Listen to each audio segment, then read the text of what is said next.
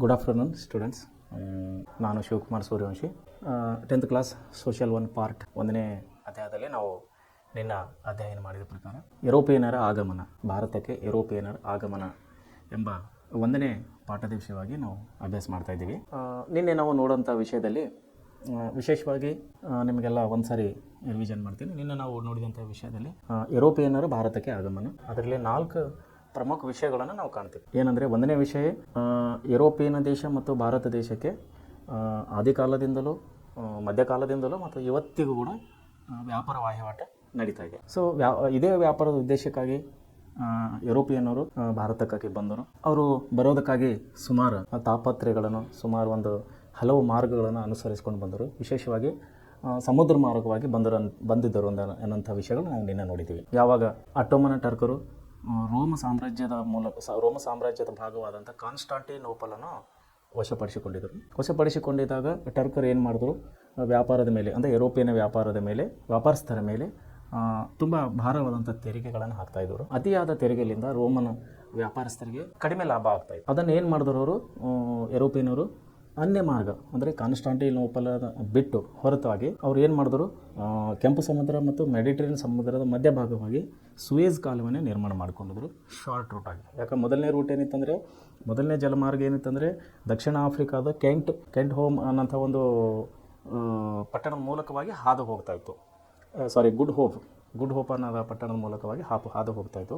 ಅದು ಅವರಿಗೆ ದೂರದ ಪ್ರಯಾಣವಾಗಿತ್ತು, ಯಾರಿಗೆ, ಯುರೋಪಿಯನರಿಗೆ. ಸೊ ಅವರು ಏನು ಮಾಡಿದ್ರು, ಶಾರ್ಟ್ ರೂಟವಾಗಿ ಅವ್ರು ಏನು ಮಾಡಿದ್ರು, ಕೆಂಪು ಸಮುದ್ರ ಮತ್ತು ಮೆಡಿಟರೇನಿಯನ್ ಸಮುದ್ರದ ಮಧ್ಯವಾಗಿ ಸುವೇಜ್ ಕಾಲುವೆಯನ್ನು ನಿರ್ಮಾಣ ಮಾಡಿಕೊಂಡ್ರು.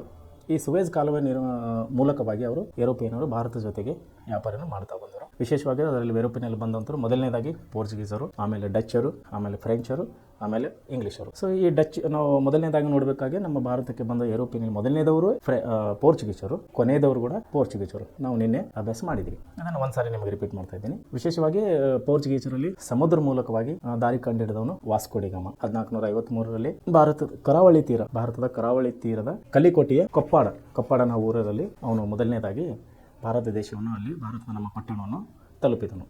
ಅಲ್ಲಿಂದವಾಗಿ ಮುಂದೆ ಅವರು ಹಂತವಾಗಿ ತನ್ನ ವ್ಯಾಪಾರವನ್ನು, ತನ್ನ ಸಾಮರ್ಥ್ಯವನ್ನು ಅಭಿವೃದ್ಧಿಪಡಿಸ್ತಾ ಹೋದರು. ನಮ್ಮ ರಾಜ್ಯದೊಡನೆ ವ್ಯಾಪಾರಸ್ಥರವಾಗಿ ಸಂಬಂಧ ಇಟ್ಟುಕೊಂಡು ಮುಂದೆ ವಸಾಹತುಗಳನ್ನಾಗಿ ನಿರ್ಮಾಣ ಮಾಡಿದರು. ವಸಾಹತು ಮೀನ್ಸ್ ಅಧಿಕಾರ, ಅವ್ರದ್ದೊಂದು ಅಧಿಕಾರ ಅನ್ನಂಗೆ. ವಾಸ್ಕೋ ಡಿ ಗಾಮನ ನಂತರ ಯಾರು ಬಂದರು, ಅಲ್ಮೇಡನ ನಂತರ ಅಲ್ಬುಕರ್ಕ್ ಬಂದನು. ಹೀಗೆ ಹಂತವಾಗಿ ಅವರು ತನ್ನ ವ್ಯಾಪಾರವನ್ನು ಅಭಿವೃದ್ಧಿಪಡಿಸ್ತಾ ಬಂದರು, ಯಾರು, ಪೋರ್ಚುಗೀಸರು. ಸೊ ಇಲ್ಲಿವರೆಗೆ ನಾವು ನಿನ್ನೆ ನೋಡಿದ್ವಿ. ಹೀಗೆ ನಾವು ಮುಂದಿನ ಅಂಶಗಳನ್ನು ನೋಡ್ಕೊಳ್ಳೋಣ. ಈ ಭೂಪಟವನ್ನು ನಾವು ನಿನ್ನೆ ಕೂಡ ನೋಡಿದ್ವಿ. ಇದರಲ್ಲಿ 4 ಅಂಶಗಳನ್ನು ನಿನ್ನೆ ತಿಳಿಸಲಿ ನಾನು ಭೂಪಟದಲ್ಲಿ ಕೊಟ್ಟಿದ್ದಾರೆ. ಏನೆಂದರೆ B, F, D ಮತ್ತು P ಅಂತೇಳಿ. ಸೊ ಮೊದಲನೇದಾಗಿ ಬಂದವರು ಪೋರ್ಚುಗೀಸರು, ಆಮೇಲೆ ಡಚ್ಚರು, ಆಮೇಲೆ ಫ್ರೆಂಚರು ಮತ್ತು ಬ್ರಿಟಿಷರು. ಈ 4 ಏನು ಅಕ್ಷರಗಳಿದೆ, ಹೆಡ್ಲೈನ್ಸ್ ಏನು ಅಕ್ಷರಗಳಿದೆ, ಈ ಅಕ್ಷರಗಳನ್ನು ನಾವು ಇಲ್ಲಿ ಮ್ಯಾಪ್ನಲ್ಲಿ ಕೂಡ ಕೆಲವೊಂದು ಪ್ಲೇಸಿನಲ್ಲಿ B, D, F ಅಂಥೇಳಿ ಇಲ್ಲೆಲ್ಲ ಬಂದಿದೆ. ಎಕ್ಸಾಂಪಲ್ B ಇದೆ, ಇಲ್ಲಿ B ಇದೆ. ಈ ರೀತಿ ಎಲ್ಲ ಅಕ್ಷರ ಅಂದರೆ ಅವರವರ ವಸಾಹತುಗಳು ಅಂದಂಗೆ. B ಅಂದರೆ ಬ್ರಿಟಿಷರು, P ಅಂದರೆ ಫ್ರೆಂಚರು, P ಅಂದರೆ ಪೋರ್ಚುಗೀಸರು, F ಅಂದರೆ ಫ್ರೆಂಚರು, D ಅಂದರೆ ಡಚ್ಚರು ಅನ್ನುವಂಥ ಈ ಅಂಶಗಳನ್ನು ಈ ನಮ್ಮ ಭೂಪಟನಲ್ಲಿ ಕೊಡಲಾಗಿದೆ. ಸೊ ಮುಂದೆ ಈ ಒಂದು ಪೋರ್ಚುಗೀಸರ ನಂತರ ಅಂದರೆ ಕಾಲಮಾನವಾಗಿ ಬರುತ್ತಾ ಏನಾಯ್ತರು, ಪೋರ್ಚುಗೀಸರು ಅವರು ನಿಧಾನವಾಗಿ ತನ್ನ ಬಲವನ್ನು ಕಳೆದುಕೊಳ್ಳುತ್ತಾ ಹೋದರು. ಅವರ ನಂತರ ಯುರೋಪಿನಲ್ಲಿ ಬರುವಂಥ ಎರಡನೇದವರು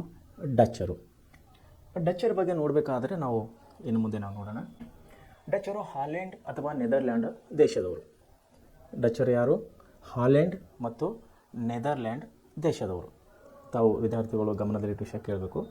ಡಚ್ಚರು ಯಾರು? ಹಾಲೆಂಡ್ ಮತ್ತು ನೆದರ್ಲ್ಯಾಂಡ್ ದೇಶದವರು ಅನ್ನೋಂಥ ವಿಷಯಗಳನ್ನು ತಾವು ಗಮನದಲ್ಲಿಡಬೇಕು. ಯಾಕಂದರೆ ಮುಂದೆ ಬರುವಂಥ ಪ್ರತಿಯೊಂದು ಸ್ಪರ್ಧಾತ್ಮಕ ಪರೀಕ್ಷೆಗಳಲ್ಲಿ ಈ MCQ ಏನಂತೇವೆ ನಾವು, ಒಂದು ವಾಕ್ಯದಲ್ಲಿ ಉತ್ತರಿಸಿ ಅಂತ ಒಂದು ಪ್ರಶ್ನೆಯಲ್ಲಿ ಈ ಪ್ರಶ್ನೆಯನ್ನು ಸ್ವಲ್ಪ ಇಂಪಾರ್ಟೆಂಟ್ ಇದೆ. ಸೊ ಇವರು ಪೂರ್ವ ದೇಶಗಳಲ್ಲಿ ವ್ಯಾಪಾರ ನಡೆಸುವ ಉದ್ದೇಶದಿಂದ, ಪೂರ್ವ ಅಂದರೆ ನಮ್ಮ ದೇಶದ ಪೂರ್ವ ಭಾಗ ಅಂದರೆ ಪಶ್ಚಿಮ ಬಂಗಾಳ ಈ ಉಳಿದಂಥ ಈ ಭಾಗವನ್ನು ಆ ಕಡೆ ವ್ಯಾಪಾರ ಮಾಡುವ ಉದ್ದೇಶವನ್ನು ಇಟ್ಟುಕೊಂಡವರು ಡಚ್ಚರು ಎಲ್ಲಿಂದ ಬಂದವರು? ಹಾಲೆಂಡ್ ಮತ್ತು ನೆದರ್ಲ್ಯಾಂಡಿಂದ ನಮ್ಮ ದೇಶಕ್ಕೆ ಬಂದಿದ್ದರು. ಪೂರ್ವ ದೇಶಗಳಲ್ಲಿ ವ್ಯಾಪಾರ ನಡೆಸುವ ಅವ್ರದ್ದು ಉದ್ದೇಶವಾಗಿತ್ತು. 1602ರಲ್ಲಿ ಕ್ರಿಸ್ತಶಕ 1602ರಲ್ಲಿ ಯುನೈಟೆಡ್ ಈಸ್ಟ್ ಇಂಡಿಯಾ ಕಂಪನಿಯನ್ನು ಸ್ಥಾಪಿಸಿಕೊಂಡು ಭಾರತ ಮತ್ತು ಜಾವ, ಸುಮಾತ್ರ, ಇಂಡೋನೇಷ್ಯಾ ಮೊದಲಾದ ಪ್ರಸಿದ್ಧ ದ್ವೀಪಗಳಿಗೆ ಪ್ರವೇಶಿಸಿದರು. ಭಾರತದಲ್ಲಿ ಸೂರತ್, ಬ್ರೂಚ್, ಕ್ಯಾಂಬೆ, ಕೊಚ್ಚಿನ್, ನಾಗಪಟ್ಟಣ, ಮಚಿಲಿಪಟ್ಟಣ, ಚಿನ್ಸೂರ್ ಮೊದಲಾದ ಕಡೆಗಳಲ್ಲಿ ತಮ್ಮ ಕೋಟೆಗಳನ್ನು ಸ್ಥಾಪಿಸಿಕೊಂಡಿದ್ದರು. ಈ ಮೂಲಕ ಪೋರ್ಚುಗೀಸರ ಏಕಸ್ವಾಮ್ಯವನ್ನು ಮುರಿದಿದ್ದರು. ನಮ್ಮ ಮುಂಚೆ ನಾನು ಹೇಳಿದ್ದೆ, ಬರುತ್ತಾ ಅಂದರೆ ಕಾಲಮಾನವಾಗಿ ಪೋರ್ಚುಗೀಸರು ಅವರು ನಿಧಾನವಾಗಿ ವೀಕ್ ಆಗ್ತಾಯಿದ್ದರು, ಬಲಹೀನರಾಗ್ತಾಯಿದ್ದರು. ಯಾರು? ಪೋರ್ಚುಗೀಸರು. ಸೊ ಅವ್ರ ನಂತರ ಬಂದಂಥ ಡಚ್ಚರು ಏನಾಗ್ತಾರವರು, ಅವರು ಬಲಶಾಲಿಗಳಾಗಿದ್ದಾರೆ. ಅವರು ಬಲಶಾಲಿಗಳಾಗಿದ್ದ ಸಲುವಾಗಿ ಅವ್ರು ಏನು ಮಾಡಿದ್ರು, ಪೋರ್ಚುಗೀಸರ ಸ್ಥಳಗಳನ್ನು, ಪೋರ್ಚುಗೀಸರ ವ್ಯಾಪಾರ ಸ್ಥಳಗಳನ್ನು, ಪೋರ್ಚುಗೀಸರ ಸಾಮ್ರಾಜ್ಯಗಳನ್ನು, ಪೋರ್ಚುಗೀಸರ ಊರುಗಳನ್ನೆಲ್ಲ ವಶಪಡಿಸಿಕೊಡ್ತಾ ಬರ್ತಾಯಿದ್ದರು. ಯಾರು? ಡಚ್ಚರು. ಎಲ್ಲಿಂದ ಬಂದರು ಡಚ್ಚರು? ಹಾಲೆಂಡ್ ಮತ್ತು ನೆದರ್ಲ್ಯಾಂಡಿಂದ ನಮ್ಮ ಭಾರತ ದೇಶಕ್ಕೆ ಬಂದರು. ಅವರು ಬಂದಾಗ ಏನು ಮಾಡಿದ್ರು, ಪೋರ್ಚುಗೀಸರನ್ನು ಬಲಹೀನರು ಆದಾಗ ಅವರನ್ನು ಸೋಲಿಸುತ್ತಾ ತನ್ನ ಸಾಮ್ರಾಜ್ಯವನ್ನು, ತನ್ನ ವ್ಯಾಪಾರವನ್ನು ಅಭಿವೃದ್ಧಿಪಡಿಸ್ತಾ ಬಂದಿದ್ದರು. ಸರ್, ಅವರು ಎಲ್ಲೆಲ್ಲಿ ಬಂದಿದ್ದರು? ಇಲ್ಲಿ ಏರಿಯಾ ಕೊಟ್ಟ ಹಾಗೆ ಭಾರತ, ಜಾವ, ಸುಮಾತ್ರ, ಇಂಡೋನೇಷ್ಯಾ, ಸೂರತ್, ಬ್ರೂಚ್, ಕ್ಯಾಂಬೆ, ಕೊಚ್ಚಿನ್, ನಾಗಪಟ್ಟಣ, ಆಮೇಲೆ ಮಚಿಲಿಪಟ್ಟಣ, ಆಮೇಲೆ ಚಿನ್ಸೂರ್, ಈ ರೀತಿ ಹಲವು ಕಡೆಗಳಲ್ಲಿ ಅವರು ತನ್ನ ಸಾಮ್ರಾಜ್ಯವನ್ನು ಬಲಪಡಿಸ್ತಾ ಬರ್ತಾಯಿದ್ದರು. ಯಾರು? ಡಚ್ಚರು.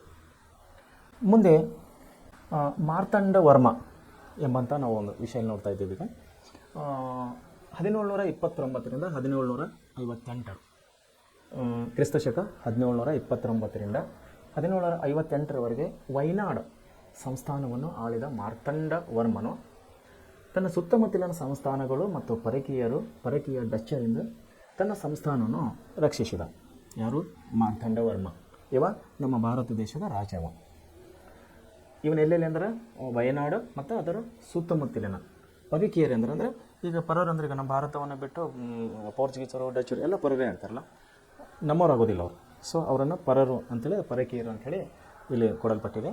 ಪರಕೀಯರು ಡಚ್ಚರಿಂದ ತನ್ನ ಸಂಸ್ಥಾನವನ್ನು ರಕ್ಷಿಸಿದ. ವಯನಾಡು ಮತ್ತು ಅದರ ಸುತ್ತಮುತ್ತಲಿನ ಕ್ಷೇತ್ರಗಳನ್ನು ಯಾರು? ಮಾರ್ತಾಂಡವರ್ಮ, ನಮ್ಮ ದೇಶದ ರಾಜನು. ಅವರಿಗೆ ನಮ್ಮ ದೇಶದ ಕೆಲವು ಪ್ರದೇಶಗಳಲ್ಲಿ ಅಂದರೆ ವಯನಾಡು ಮತ್ತು ಅದರ ಸುತ್ತಮುತ್ತಲಿನ ಪ್ರದೇಶಗಳಲ್ಲಿ ಅವನು ಕಾಲು ಇಡದ ಹಾಗೆ ಅಥವಾ ಅವರು ಬಲಶಾಲಿ ಆಗದ ಹಾಗೆ ಇವನು ರಕ್ಷಣೆ ಮಾಡಿಕೊಂಡ ತನ್ನ ಸ್ಥಳಗಳನ್ನು. ಯಾರು? ಮಾರ್ತಾಂಡವರ್ಮ. ತನ್ನ ರಾಜಧಾನಿಯನ್ನು ಪದ್ಮನಾಭಪುರದಿಂದ, ಯಾರು? ಮಾರ್ತಾಂಡವರ್ಮ ತನ್ನ ರಾಜಧಾನಿಯನ್ನು ಪದ್ಮನಾಭಪುರದಿಂದ ತಿರುವನಂತಪುರಕ್ಕೆ ಸ್ಥಳಾಂತರಿಸಿದ. ಆತ ಕರಿಮೆಣಸಿನ ವ್ಯಾಪಾರದಲ್ಲಿ, ಯಾರು? ಮಾರ್ತಾಂಡವರ್ಮ. ಕರಿಮೆಣಸು ಅಂದ್ರೆ ಗೊತ್ತಲ್ಲ, ಉಪ್ಪಿನಕಾಯಿನಲ್ಲಿ ಬ್ಲ್ಯಾಕ್ ಕಲರ್ ಸಣ್ಣದ ಕರಿಮೆಣಸು ಅಂತ ಬರ್ತದೆ. ಬಾಯದಲ್ಲಿ ಹಿಡ್ಕೊಂಡು ನೋಡಿ, ತುಂಬ ಖಾರ ಇರ್ತದೆ ಅಂತ ಹತ್ಕೊಂಡು ಬಿಡ್ತದೆ. ಉಪ್ಪಿನಕಾಯಿ ತಿನ್ನೋ ಹಾಗೆ ಬಹುಶಃ ಅಪ್ಪಿ ಯಾವಾಗ ಬಾಯಲ್ಲಿ ಬರುತ್ತವೆ. ತುಂಬ ಟೇಸ್ಟ್ ಅಲ್ಲ ಉಪ್ಪಿನಕಾಯಿ, ತಾವೆಲ್ಲ ತಿಂದಿರ್ತೀರಿ. ಉಪ್ಪಿನಕಾಯಲ್ಲಿ ನೋಡಿರಿ ಎಷ್ಟೆಷ್ಟು ಥರ ಅದರಲ್ಲಿ ಮಸಾಲೆ ಐಟಮ್ಸ್ ಸಿಗುತ್ತೆ ಅನ್ನೋದು ತಾವು ಒಂದು ಸರಿ ಗಮನ ಕೊಡಬೇಕು. ಏನೇನಿರ್ತದೆ ಉಪ್ಪಿನಕಾಯಿನಲ್ಲಿ? ಮೆಣಸು ಇರ್ತದೆ, ಲವಂಗ ಇರ್ತದೆ, ಸಾಸಿವೆ ಜೀರಿಗೆ, ಖಾರ, ಉಪ್ಪು, ಮಸಾಲೆ, ತುಂಬ ಎಣ್ಣೆ, ವೆರೈಟಿ ಸುಮಾರು 7-8 ಥರ, ಸುಮಾರು 8ರಿಂದ 10 ಥರ ಒಂದು ಮಸಾಲೆಗಳನ್ನು ಹಾಕಿ ಉಪ್ಪಿನಕಾಯಿನ ಮಾಡ್ತಾರೆ. ಸೊ ಉಪ್ಪಿನಕಾಯಿನಲ್ಲಿ ಒಂದು ಕಾಳು ಮೆಣಸು ಅಂತ ಬರುತ್ತೆ, ಅಬ್ಸರ್ವ್ ಮಾಡಬೇಕು ತಾವು. ಅದು ಒಳ್ಳೆ ಟೇಸ್ಟ್ ಕೂಡ ಜಾಸ್ತಿ ತಿನ್ನೋಕ್ಕಾಗೋದಿಲ್ಲ, ಬಟ್ ಸಮ್ ಪರ್ಸೆಂಟೇಜ್ ಅದು ಕೂಡ ಟೇಸ್ಟ್ ಅದು. ಆ ಕಾಳು ಮೆಣಸಿನ ನೋಡಿ, ಇಲ್ಲಿ ಕರಿಮೆಣಸು ಅಂತ ಕೊಟ್ಟಿದ್ದಾರೆ, ಇಲ್ಲಿ ನೋಡ್ಬೇಕು ತಾವು. ಆತ ಕರಿಮೆಣಸಿನ ವ್ಯಾಪಾರದಲ್ಲಿ ಹಿಡಿತ ಸಾಧಿಸುತ್ತಿದ್ದ ಡಚ್ಚರನ್ನು ತಡೆಗಟ್ಟಿದ. ನೋಡಿರಿ, ಒಂದು ಅಬ್ಸರ್ವ್ ಮಾಡಿರಿ ನೀವು, ಯುರೋಪಿಯನ್ನವರು, ಪೋರ್ಚುಗೀಸ್ ಆಯಿತು, ಡಚ್ಚರ್ ಆಯಿತು, ಇನ್ನೊಬ್ಬರಾಯಿತು, ಅವ್ರು ಬಂದಿದ್ದ ಉದ್ದೇಶ ವ್ಯಾಪಾರ. ಸ್ಪೆಷಲಿ ಅದರಲ್ಲಿ ಯಾವ ವಸ್ತುಗಳನ್ನು ವ್ಯಾಪಾರ ಮಾಡ್ತಾಯಿದ್ರು ಅವರು? ಸಾಂಬಾರ ಪದಾರ್ಥಗಳನ್ನು. ಸಾಂಬಾರು ಪದಾರ್ಥ ಅಂದರೆ ಕರಿಮೆಣಸು ಕೂಡ ಅದರಲ್ಲೇ ಬರುತ್ತೆ. ಸೊ ಈ ಮಾರ್ತಾಂಡವರ್ಮ ಏನು ಮಾಡಿದೆ, ತನ್ನ ಅಧೀನದಲ್ಲಿದ್ದಂಥ ಸಾಮ್ರಾಜ್ಯದ ತನ್ನ ಅಧೀನದಲ್ಲಿದ್ದಂಥ ಸ್ಥಳಗಳಲ್ಲಿ ಡಚ್ಚರು ಬಲಶಾಲಿ ಆಗದ ಹಾಗೆ ನೋಡ್ಕೊಳ್ತಾ ಇದ್ದ. ವಿಶೇಷವಾಗಿ ಕರಿಮೆಣಸಿನ ವ್ಯಾಪಾರದಲ್ಲಿ ಅವರು ಡೆವಲಪ್ ಆಗದ ಹಾಗೆ, ಅಂದರೆ ಅವರು ಅಭಿವೃದ್ಧಿ ಹೊಂದದ ಹಾಗೆ ಮಾರ್ತಾಂಡವರ್ಮನು ಅವರನ್ನು ತಡೆಗಟ್ಟದ. ಯಾರನ್ನು? ಡಚ್ಚರನ್ನು. ಸೊ ಮುಂದೆ ಏನಾಯ್ತು ಅಂದರೆ ಕಾಯಂಕುಳಂ, ಇವು ತಮಿಳುನಾಡು, ಕೇರಳ, ಕೊಯಮತ್ತೂರು ಆ ಸುತ್ತಮುತ್ತ ಬರುವಂಥ ಕೆಲವೊಂದು ಪ್ರದೇಶಗಳು. ಕಾಯಂಕುಳಂ, ಕೊಚ್ಚಿ, ಪುರಕ್ಕಾಡು ಮತ್ತು ವಡಕ್ಕುಂಕೋರು ಸ್ಥಾನಗಳನ್ನು ಜೊತೆಗೂಡಿ ಡಚ್ ಸೇನೆಯು ತಿರುವಾಂಕೂರಿನ ಮೇಲೆ ಡಚ್ ಸೈನ್ಯವು ತಿರುವಾಂಕೂರಿನ ಮೇಲೆ ಆಕ್ರಮಣ ಮಾಡಿದಾಗ ಮಾರ್ತಾಂಡವರ್ಮನ ಪಡೆ ಡಚ್ ಕೂಟವನ್ನು ಸೋಲಿಸಿ ನೆಡುಮಂಗಡ ಮತ್ತು ಕೊಟ್ಟಾರಕರ ವ್ಯಾಪಾರಿ ಕೇಂದ್ರಗಳನ್ನು ವಶಪಡಿಸಿಕೊಂಡಿತು. ಇಲ್ಲಿ ನೋಡಿ, ಇಲ್ಲಿ ಏನಾಗ್ತಾ ಇದೆ, ಇಲ್ಲಿ ಡಚ್ಚರು ಆಕ್ರಮಣ ಮಾಡ್ತಾ ಇದ್ದಾರೆ. ಯಾರ ಮೇಲೆ? ಮಾರ್ತಾಂಡವರ್ಮನ ಪ್ರದೇಶಗಳ ಮೇಲೆ ಆಕ್ರಮಣ ಮಾಡ್ತಾ ಇದ್ದಾರೆ. ಆ ಪ್ರದೇಶಗಳನ್ನು ಸ್ವಾಧೀನಪಡಿಸಿಕೊಳ್ಬೇಕಂತ ಅನ್ಕೋತಾ ಇದ್ದಾರೆ. ಆದರೆ ಇಲ್ಲಿ ಬಲಶಾಲಿಯಾದಂಥ ಮಾರ್ತಾಂಡವರ್ಮನು ಈ ಕೆಳಗೆ ಕೊಟ್ಟಂಥ ಕೆಲವೊಂದು ಸ್ಥಳಗಳನ್ನು ಕಾಯಕುಳಂ, ಕೊಚ್ಚಿ, ಪುರಕ್ಕಾಡು ಮತ್ತು ಒಡಕುಂಕೂರು ಸ್ಥಾನಗಳನ್ನು, ಈ 4 ಸಂಸ್ಥಾನಗಳನ್ನು ಒಟ್ಟುಗೂಡಿಸಿ, ಅಂದರೆ ಅಲ್ಲಿದ್ದಂತಹ ತನ್ನ ಫ್ರೆಂಡ್ಸ್ ಅಂದರೆ ಅರಸರು, ಸುತ್ತಮುತ್ತಲಿನಂಥ ಅರಸರು ಅವರ ಸಹಾಯವನ್ನು ತೆಗೆದುಕೊಂಡು ಡಚ್ಚರನ್ನು ಅವನು ಏನು ಮಾಡ್ತಾ ಇದ್ದ? ಸೋಲಿಸ್ತಾ ಇದ್ದ. ಎಲ್ಲಿ ಸೋಲಿಸಿ ಏನು ಮಾಡ್ದ? ಮತ್ತೆ ಅಷ್ಟಕ್ಕೆ ಸುಮ್ಮ ಕುಂತಿಲ್ಲ, ನೆಡುಮಂಡಲ ಮತ್ತು ಕೊಟ್ಟಾರಕರ ವ್ಯಾಪಾರಿ ಕೇಂದ್ರಗಳನ್ನು ವಶಪಡಿಸಿಕೊಂಡ. ಯಾರು? ಮಾರ್ತಾಂಡ ವರ್ಮ. ಸೊ ಆಲ್ಮೋಸ್ಟ್ ಇಲ್ಲಿ ಏನು ಮಾಡ್ತಾ ಇದ್ದಾನೆ ಮಾರ್ತಾಂಡವರ್ಮ, ನಮ್ಮ ದೇಶದ ರಾಜನು ಡಚ್ಚರನ್ನು ಬಲಶಾಲಿ ಆಗದ ಹಾಗೆ ನೋಡಿಕೊಳ್ತಾ ಇದ್ದಾನೆ. ತನ್ನ ಪ್ರದೇಶಗಳನ್ನು ತಾನು ಕಾಯ್ಕೊಳ್ತಾ ಇದ್ದಾನೆ. ತನ್ನ ವ್ಯಾಪಾರವನ್ನು ಅವನು ಸ್ಥಿರವಾಗಿ ಇಟ್ಕೋತಾ ಇದ್ದಾನೆ. ತನ್ನ ವ್ಯಾಪಾರದ ಲಾಭವನ್ನು ಡಚ್ಚರಿಗೆ ಹೋಗದ ಹಾಗೆ ಅವನು ಪ್ರಯತ್ನ ಮಾಡ್ತಾ ಇದ್ದಾನೆ. ಸೊ ಮುಂದೇನಾಗ್ತದೆ? 1741ರಲ್ಲಿ ಡಚ್ ಈಸ್ಟ್ ಇಂಡಿಯಾ ಕಂಪನಿ ಏನು ಮಾಡ್ತು? ಕೊಟ್ಟಾರಕರ ಸಂಸ್ಥಾನವನ್ನು ಮುಂದಿಟ್ಟುಕೊಂಡು ತಿರುವಾಂಕೂರಿನ ಮೇಲೆ ಯುದ್ಧ ಸಾರಿತು. ಯಾರು? ಡಚ್ಚರು. ಎಷ್ಟನೇ ಇಸ್ವಿನಲ್ಲಿ? 1741ರಲ್ಲಿ. ಈಸ್ಟ್ ಇಂಡಿಯಾ ಕಂಪನಿ ಏನು ಮಾಡಿದರು? ಡಚ್ ಈಸ್ಟ್ ಇಂಡಿಯಾ ಕಂಪನಿ ಏನು ಮಾಡಿದರು? ಕಂಪನಿ ಕೊಟ್ಟಾರಕರ ಸ್ಥಾನವನ್ನು ಮುಂದಿಟ್ಟುಕೊಂಡು ತಿರುವಾಂಕೂರ ಮೇಲೆ ಯುದ್ಧ ಸಾರಿದರು. ಈ ಯುದ್ಧದಲ್ಲಿಯೂ ತಿರುವಾಂಕೂರ ಸೈನ್ಯ ಮೇಲುಗೈ ಸಾಧಿಸಿ ಡಚ್ಚರು ಅಪಾರ ಪ್ರಮಾಣದಲ್ಲಿ ನಷ್ಟವನ್ನು ಅನುಭವಿಸಬೇಕಾಯಿತು. ನೋಡಿ, ಇಲ್ಲಿ ಡಚ್ಚರು ಏನು ಮಾಡ್ತಾ ಇದ್ದಾರೆ? ಸಾಧ್ಯ ಆದಷ್ಟು ಭಾರತದ ರಾಜ್ಯರನ್ನು ನಾಶ ಮಾಡಬೇಕಂಥೇಳಿ ಪ್ರಯತ್ನ ಪಡ್ತಾ ಇದ್ದಾರೆ. ಆದರೆ ಮಾರ್ತಾಂಡವರ್ಮನು ಇಲ್ಲಿ ತುಂಬ ಬಲಶಾಲಿಯಾಗಿದ್ದಾನೆ. ತನ್ನ ಸಾಮ್ರಾಜ್ಯವನ್ನು ಕಾಯ್ಕೋತಾ ಇದ್ದಾನೆ, ತನ್ನ ವ್ಯಾಪಾರನ ಕಾಯ್ಕೋತಾ ಇದ್ದಾನೆ, ತನ್ನ ಪಟ್ಟಣಗಳನ್ನು ತನ್ನ ಹಿಡಿತದಲ್ಲಿ ಇಟ್ಕೊಂಡಿದ್ದಾನೆ. ಆದರೂ ಕೂಡ 1741ರಲ್ಲಿ ಡಚ್ ಈಸ್ಟ್ ಇಂಡಿಯಾ ಕಂಪನಿ ಏನು ಮಾಡಿತ್ತು? ಇವನನ್ನು ಸೋಲಿಸುವಂಥ ಒಂದು ಪ್ರಯತ್ನ ಮಾಡಿತು. ಯಾರಿಗೆ? ಮಾರ್ತಾಂಡವರ್ಮನ. ಆದರೂ ಕೂಡ ಏನಾಯ್ತಲ್ಲಿ? ತಿರುವಾಂಕೂರಿನ ಸೈನ್ಯ ಬಲಶಾಲಿಯಾಗಿತ್ತು. ತಿರುವಾಂಕೂರು ಪಟ್ಟಣವನ್ನು ವಶಪಡಿಸ್ಕೋಬೇಕು ಅಂದ್ಕೊಂಡಿದ್ದರು ಯಾರು? ಡಚ್ಚರು. ಅಲ್ಲಿ ಏನಾಗಿತ್ತು? ತಿರುವಾಂಕೂರಿನ ಸೈನ್ಯವು ಬಲಶಾಲಿಯಾಗಿದ್ದರಿಂದ ಇಲ್ಲಿ ಡಚ್ಚರು ಮತ್ತೆ ಸೋಲಬೇಕಾಯಿತು. ಸೋಲು ಅನುಭವಿಸಿದ ಬದಲಾಗಿ ಮತ್ತೆ ಏನು ಮಾಡಿದವರು? ತುಂಬ ಪ್ರಮಾಣದ ಅಪಾರ ನಷ್ಟವನ್ನು ಅನುಭವಿಸಿದವರು. ಯಾಕಂದರೆ ಯುದ್ಧ ಮೇಲೆ ಗೊತ್ತಾಗುತ್ತೆ, ಕಾಮನಾಗಿ ನಮ್ಮ ಕಣ್ಣೆದುರವರದೆ ಖಡ್ಗ, ಚೂರಿ, ಬರ್ಚು, ಕುದುರೆ, ಒಬ್ಬರನ್ನೊಬ್ಬರು ಹೊಡೆಯೋದು, ಜೀವ ತೆಗೆಯೋದು, ಕೈ ಕಾಲು ಮುರಿದೋಗೋದು, ಕಣ್ಣುಗಳು ಹೋಗೋದು, ತಲೆ ಹೋಗೋದು, ಕಾಲುಗಳು ಹೋಗೋದು, ಇವೆಲ್ಲ ಸನ್ನಿವೇಶಗಳನ್ನು ನಾವು ಎಲ್ಲಿ ನೋಡ್ತೀವಿ? ಯುದ್ಧದಲ್ಲಿ ನೋಡ್ತೀವಿ. ಸೊ ಅದಕ್ಕಾಗಿ ಇಲ್ಲಿ ಏನಾಯಿತು? ಡಚ್ಚರು ತುಂಬ ಪ್ರಮಾಣದ ಅಪಾರವಾದಂಥ ನಷ್ಟಗಳನ್ನು ಇಲ್ಲಿ ಅನುಭವಿಸ್ತಾ ಇದ್ದರು. ಮಾರ್ತಾಂಡವರ್ಮನ ಆಳ್ವಿಕೆಯಲ್ಲಿ ಕೊಚ್ಚಿ ವಿಶ್ವದ ಪ್ರಮುಖ ಸಾಂಬಾರು ಪದಾರ್ಥಗಳ ಕೇಂದ್ರವಾಗಿ ವರ್ತಿಸಲ್ಪಟ್ಟಿತು. ಯಾವುದು? ಕೊಚ್ಚಿ. ಇದು ಎಲ್ಲಿ ಬರ್ತಾ ಇದೆ ಅಂದರೆ ಇವತ್ತಿಗೂ ಕೂಡ ನೋಡ್ಬೋದು, ಕೇರಳದ ಸುತ್ತಮುತ್ತಲಿನಂಥ ಪ್ರಮುಖವಾದಂಥ ಇದು ಒಂದು ಪಟ್ಟಣ. ಕೊಚ್ಚಿ ಏನಾಗ್ತಾ ಇದೆ? ಮಾರ್ತಾಂಡವರ್ಮನ ಕಾಲದಲ್ಲಿ ಪ್ರಮುಖವಾದಂಥ ವಿಶ್ವದ ಪ್ರಮುಖ ಸಾಂಬಾರ ಪದಾರ್ಥಗಳ ಕೇಂದ್ರವಾಗಿ ಗುರುತಿಸ್ತಾ ಇದೆ. ಪ್ರಮುಖ ಸಾಂಬಾರ ಪದಾರ್ಥ ಕೇಂದ್ರ, ವ್ಯಾಪಾರ ಕೇಂದ್ರ ಅಂದರೆ ಏನಪ್ಪ? ನಿಮಗೊಂದು ಕ್ವಶನ್ ಕೇಳೋಕ್ಕೆ ಇಷ್ಟಪಡ್ತೀನಿ ನಾನು. ನಮ್ಮ ಕರ್ನಾಟಕದಲ್ಲಿ ಇವಾಗ ಪ್ರಮುಖವಾದ ರೇಷ್ಮೆ ಮಾರುಕಟ್ಟೆ ಎಲ್ಲಿದೆ? ಪ್ರಮುಖವಾದಂಥ ರೇಷ್ಮೆ ಮಾರುಕಟ್ಟೆ ಎಲ್ಲಿದೆ? ಬಹುಶಃ ತಮಗೆ ಕೆಲವೊಬ್ಬರಿಗೆ ಗೊತ್ತಿರ್ಬೋದು, ಕೆಲವೊಬ್ರಿಗೆ ಇರದೇ ಇರ್ಬೋದು. ಗೊತ್ತಿದ್ದರೆ ತುಂಬ ಅನುಕೂಲ, ಒಳ್ಳೆಯದು. ಒಂದೇಳು ಗೊತ್ತಿಲ್ಲ ಅಂದ್ರೆ ತಾವು ತಿಳ್ಕೊಳ್ಳಿ. ಕರ್ನಾಟಕದಲ್ಲಿ ರೇಷ್ಮೆ ಮಾರುಕಟ್ಟೆ ಇರೋದು ರಾಮನಗರ. ಸೊ ಬೆಂಗಳೂರು ರೂರಲ್ ಅಂಥೇಳಿ ನಾವು ಕರಿತಾ ಇದ್ದೇವೆ, ಅದರ ಪಕ್ಕದಲ್ಲೇ ಬರುವಂಥ ರಾಮನಗರ, ಚನ್ನಪಟ್ಟಣ ಈ ಒಂದು ಭೂಭಾಗ ಏನಿದೆ ಅಲ್ಲಿ ತುಂಬ ನಮ್ಮ ರೈತರು ರೇಷ್ಮೆಯನ್ನು ಬೆಳೀತಾರೆ. ಈ ರೇಷ್ಮೆಯನ್ನು ಬೆಳೆದಂಥದ್ದು ಅದು ಅಲ್ಲೇ ಮಾರಬೇಕಲ್ಲ.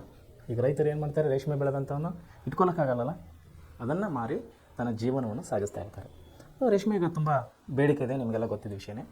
ರೇಷ್ಮೆ ಸೀರೆ ಹೆಣ್ಮಕ್ಳು ತುಂಬ ಇಷ್ಟಪಡುವಂಥ ಒಂದು ಸೀರೆ ಆಗಿದೆ.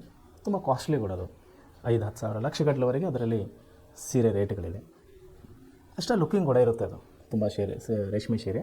ಇವಾಗ ಕೂಡ ಹೆಣ್ಮಕ್ಳು ಅಂತಾರೆ ರೇಷ್ಮೆ ಸೀರೆ ತೊಗೊಳ್ಳೋಣ, ಯಾಕಂದರೆ ಅದೊಂದು ಬ್ರ್ಯಾಂಡ್, ಅದೊಂದು ಹೆಮ್ಮೆ ಒಂದು ಹೆಣ್ಮಕ್ಳಿಗೆ. ರೇಷ್ಮೆ ಸೀರೆ ಅಂದರೆ ಹೆಮ್ಮೆ ಅದು. ಸೊ ಇವಾಗ ರೇಷ್ಮೆದ ಮಾರುಕಟ್ಟೆ ಎಲ್ಲಿದೆ? ನಮ್ಮದು ರಾಮನಗರ. ಸೊ ಅದೇ ರೀತಿ ಅವತ್ತಿನ ಕಾಲದಲ್ಲಿ 1741ರಲ್ಲಿ ಅರಸನಾದ ಮಾರ್ತಾಂಡನ ಕಾಲದಲ್ಲಿ ಇದು ಯಾವ ಪಟ್ಟಣ ನಮ್ಮದು? ಕೊಚ್ಚಿ ವಿಶ್ವದ ಪ್ರಮುಖ ಸಾಂಬಾರು ಪದಾರ್ಥದ ಕೇಂದ್ರವಾಗಿತ್ತು ಅದು. ಅಂದರೆ ಆ ಪಟ್ಟಣದಿಂದ ತುಂಬ ಪ್ರಮಾಣದ ಸಾಂಬಾರನ್ನು ಮಾರಾಟ ಮಾಡ್ತಾಯಿದ್ರು. ಇನ್ನೊಂದು ವಿಷಯ ಹೇಳೋಕ್ಕೆ ಇಷ್ಟಪಡ್ತೀನಿ ನಿಮಗೆ.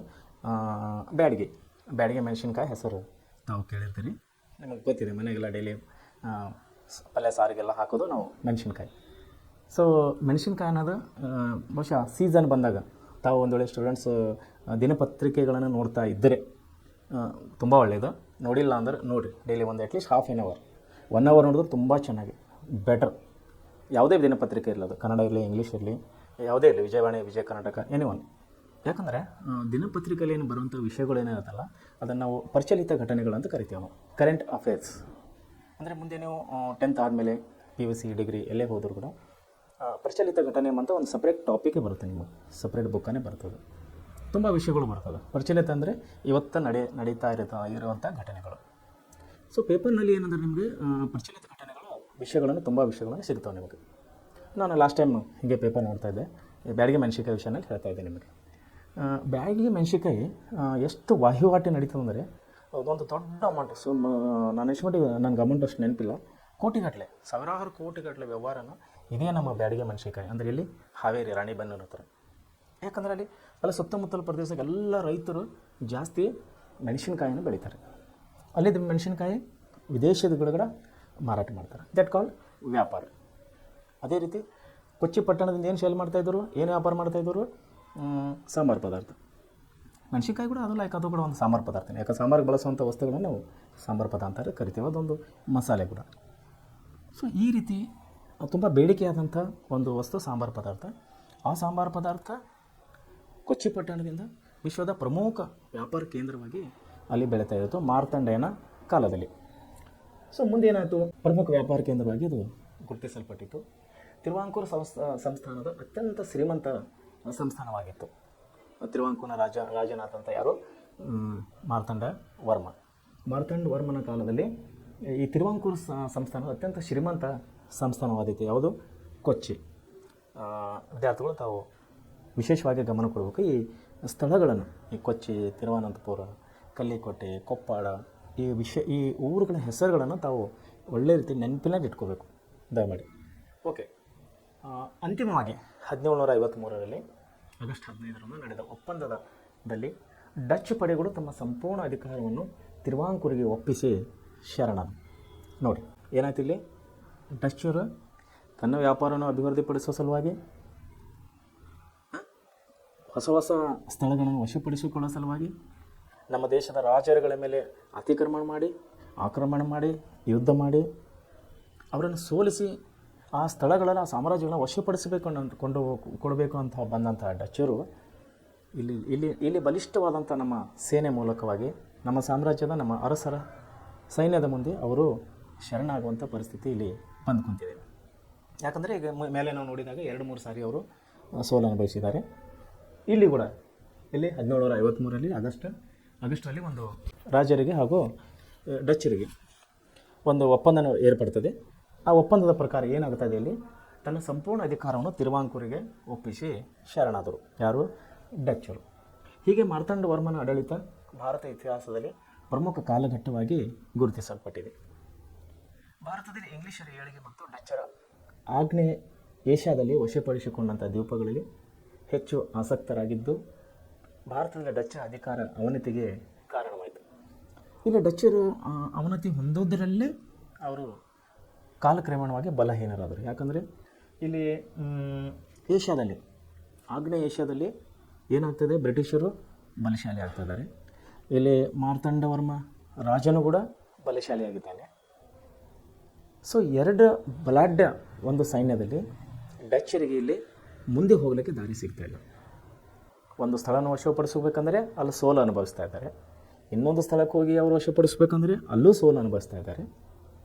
ಸೊ ಹೀಗಾಗಿ ಏನಾಗ್ತದೆ, ಡಚ್ಚರಿಗೆ ಅಭಿವೃದ್ಧಿ ಹೊಂದಲಿಕ್ಕೆ, ಅವರು ಇನ್ನೂ ಹೆಚ್ಚಿನ ಸ್ಥಳಗಳನ್ನು ವಶಪಡಿಸಿಕೊಳ್ಳಿಕ್ಕೆ ಅವರಿಗೆ ಇಲ್ಲಿ ಅವಕಾಶ ಸಿಗ್ತಾಯಿಲ್ಲ. ಒಂದು ಕಡೆ ಬ್ರಿಟಿಷರ ಪ್ರಾಬಲ್ಯ, ಇಲ್ಲಿ ಪ್ರಬಲವಾದಂಥ ಸೈನ್ಯ ಮಾರ್ತಾಂಡ ವರ್ಮ, ಇಬ್ಬರ ಮಧ್ಯದಲ್ಲಿ ಇಲ್ಲಿ ಡಚ್ಚರ್ ಏನಪ್ಪ ಅಂದ್ರೆ ಸೋಲನ್ನು ಅನುಭವಿಸಬೇಕಾಯಿತು. ಸೊ ಹೀಗಾಗಿ ಭಾರತದಲ್ಲಿ ಇಂಗ್ಲೀಷರ ಏಳಿಗೆ ಆವಾಗ ಉನ್ನತ ಸ್ಥಿತಿಗೆ ಬರ್ತಾ ಇತ್ತು. ದ್ವೀಪಗಳಲ್ಲಿ ಏಷ್ಯಾದಲ್ಲಿ ಹೋಲಿಸಿಕೊಂಡ ದ್ವೀಪಗಳಲ್ಲಿ ಹೆಚ್ಚು ಆಸಕ್ತರಾಗಿತ್ತು. ಭಾರತದಲ್ಲಿ ಡಚ್ಚರ ಅವನತಿಗೆ ಇವರು ಕಾರಣರಾದರು. ಯಾರು? ಬ್ರಿಟಿಷರು. ಮುಂದೆ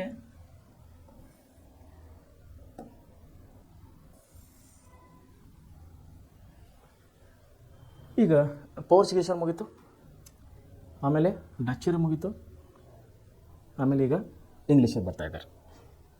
ಈಗ ಇಂಗ್ಲೀಷ್ ಅಂದಮೇಲೆ ತಾವು ನೆನಪಿಟ್ಕೋಬೇಕು ಬ್ರಿಟಿಷ್ ಅಂದಾಗೆ. ಬ್ರಿಟಿಷ್ ಅಂದರೆ ಬ್ರಿಟಿಷರು ನಮ್ಮ ಭಾರತ ದೇಶವನ್ನು ದೀರ್ಘಕಾಲದ ಒಳಗೆ ಅಧಿಕಾರ ನಡೆಸಿದಂಥ ಸಾಮ್ರಾಜ್ಯ ಅವ್ರದ್ದು. ನಮ್ಮ ಭಾರತ ದೇಶವನ್ನು ದೀರ್ಘಕಾಲದವರೆಗೆ ಅಧಿಕಾರ ನಡೆಸಿದಂಥವರಲ್ಲಿ ಯುರೋಪಿಯನ್ನರಲ್ಲಿ ಇವರು ಪ್ರಮುಖರು. ಯಾರು? ಬ್ರಿಟಿಷರು. ಸೊ ಬ್ರಿಟಿಷರ ಬಗ್ಗೆ ನಾವು ನೋಡಬೇಕಾದ್ರೆ ಇಲ್ಲಿ ಇಂಗ್ಲೆಂಡಿನ ಎಲಿಜಬೆತ್ ರಾಣಿಯು 1600ನೇ ಇಸ್ವಿ ಕ್ರಿಸ್ತಶಕ 1600 ಡಿಸೆಂಬರ್ 31ರಂದು ಬ್ರಿಟಿಷ್ ಈಸ್ಟ್ ಇಂಡಿಯಾ ಕಂಪನಿಗೆ ಪೂರ್ವ ದೇಶಗಳೊಂದಿಗೆ ವ್ಯಾಪಾರ ನಡೆಸಲು 15 ವರ್ಷಗಳ ಪರವಾನಗಿ ನೀಡಿದರು. ಯಾರು?